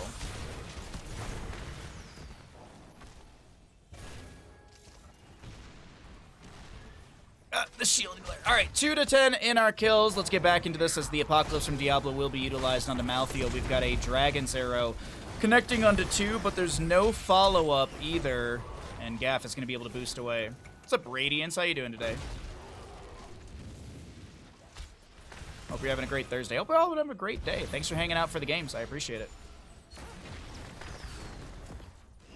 How was the Stromboli? Oh, it was great. It turned out really, really good. And you were right. Yeah, it was on Sunday.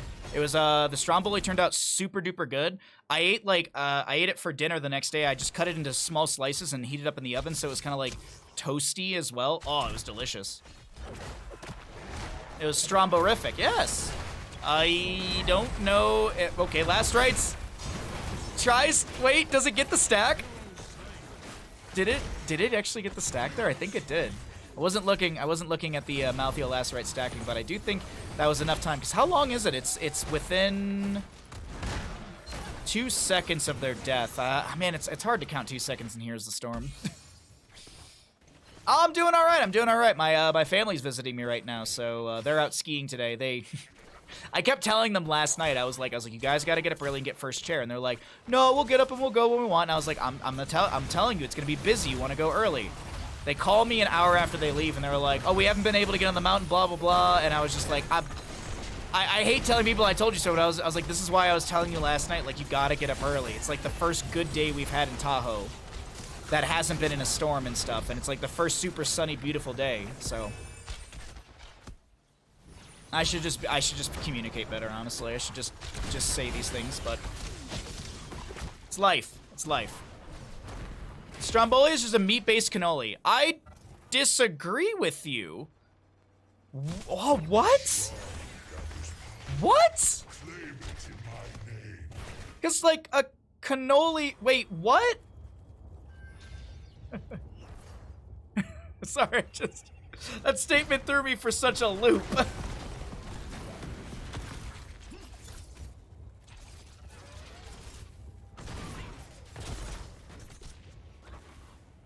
Oh, sorry, I realized it way too late. Malthael does go down in the top lane. Hanzo pushes up a wave in mid. And Mark gonna get pushed around by Diablo a little bit here, but there's still a minion wave, so Genji's not even taking tower shots, so it's no big deal.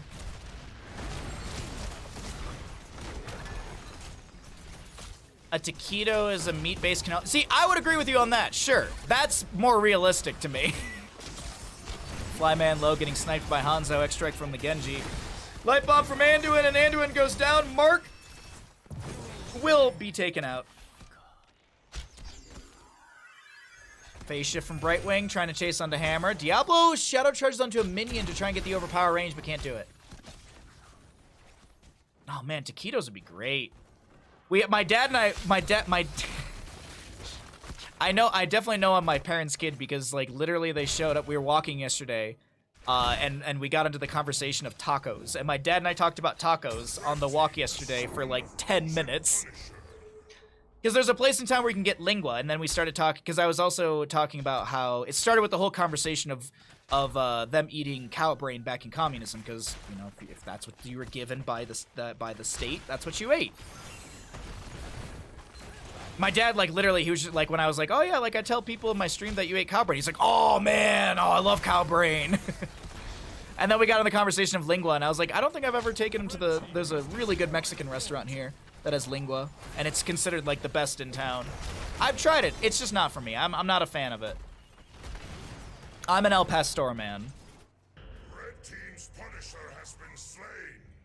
I didn't eat before the stream this morning, and one of my chatters said they were eating taquitos, and I got hungry. I went and made some. I don't have the ability to make taquitos. I don't have the items for it. Maybe after my family leaves, maybe I'll make taquitos for myself.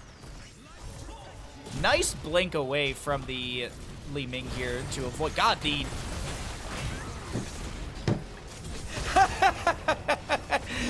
The blue team was so tired of the Li Ming's dipping and diving and dodging, and if you can't dodge a blessed shield, you're dead, and that was literally a blessed shield to the face.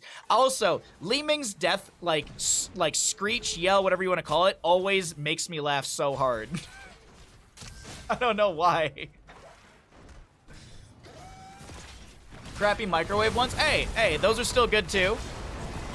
Last rites. On to Leoric. We'll be able to get the stack. Speaking of stacks, we've got the devastating charge for Diablo completed. Sonic Arrow out from the Hanzo, and that's that. Mid lane Arcane Punisher coming up soon. Diablo. Oh, wow. Mark with the immediate deflect. And I think that's the final cut, right? Yeah. Final cut has the extra little damage after the Swift Strike. What is it? It's like a 1 second delay? Yeah, after 1 second. What's up, War? Best death for me is Junkrat when he's mid-rocket. Oh, like when he's channeling it. I just, like, Li Ming has, like, a death, like, ah! And it just, I don't know, it makes me giggle. Top lane's got a massive wave arriving towards the keep. Let me go ahead and check on the Kata damage. 266 standard, and that's 532 into structures. The chase has continued. A Leap of Faith does save Flyman. I talked a lot about Lucio in the draft, but when the Leoric did show up, it was really good for our blue team to adjust or maybe even just go into the Sanduin. Not sure if they were planning on Lucio, but nice plays. You've only had gluten-free bagel and gluten-free brownie today? Well, why don't you just get a, why don't you do like a, like a taco salad? Can't you do that? Taco salad's delicious. Cause there's like, you can get around gluten and stuff with a taco salad. All these fancy names, I know 0 of them. Oh, you mean the players? A lot of these players are EU players. I don't know who Mark is, to be honest. It's the first time I've casted them today. They're really fun to watch. Mark has played, what, Diablo, Tyrael, Sylvanas, Genji, and I think something else that I'm blanking on. So it's been cool. Flyman's also broken off of off lane and done some main tanking here, so that's pretty cool. Sergeant Hammer pops the siege tactics. Big in tune with the Buried Alive, but the Leap of Faith saves the only one that was really threatened by that. Last Right's going to be thrown onto Leoric, and he will live. Dragon's Arrow will connect onto Hammer, as well as an Arcane Orb from the Li Ming. Soaking getting low. A wave of force from Li Ming pushes Genji around. The Light Bomb connects onto 2 players. That's a kill onto Brightwing. Diablo going to try and push people around. And I do believe he has souls. Yes, he does. You can see it under the soul stone underneath his icon. And Diablo will fall. Flyman stepping in onto the Li Ming, who blinks back, but she's not even really threatened. Top lane does have a fallen shaman pushing onto the fort.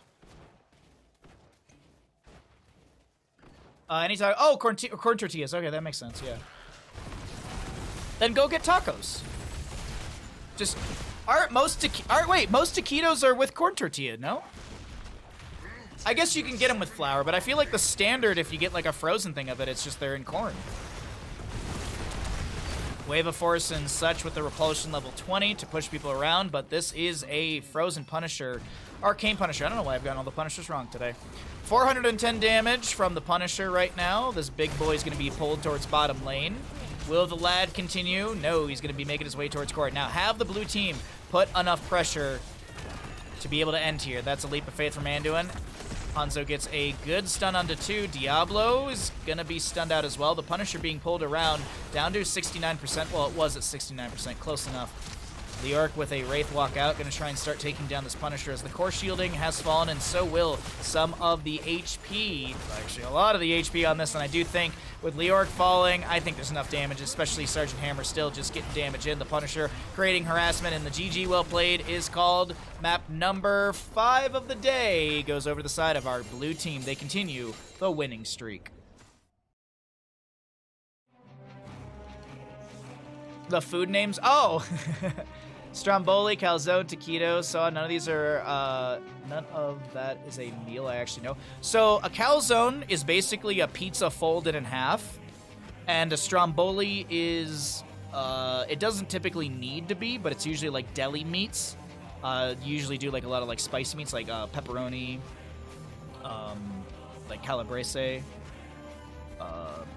I think that's right, calabrese, like hot calabrese, I think is one. Anyways, you can do like deli meats and stuff, and it's cheese, and then you usually dip it into marinara, and it's like a log you roll up. And taquitos are basically just rolled tacos, like the picture a what is it, like a 6-inch rolled up taco. Very, very tiny though, very like the diameter of your finger maybe your thumb, depends on where you get them from. Choose outcome. Which team wins Infernal Shrines? The blue team did win Infernal Shrines. It actually was looking red team for like the first half. And yeah.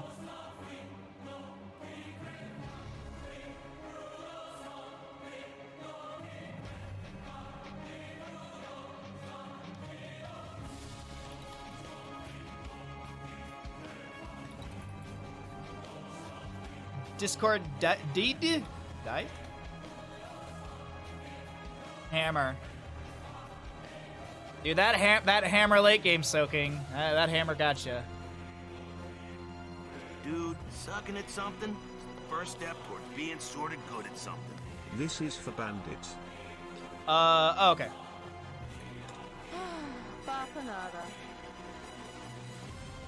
We're done tonight. Thanks for casting. Ah, my pleasure. I'll see you guys on Sunday, right? I'll see you all on Sunday. Cool. I'll see you all on Sunday for sure. Thank you. Late game will hammer. follow you to the end of the world. It's true. Subscribed. But Hamlet dance, but Hamlet no.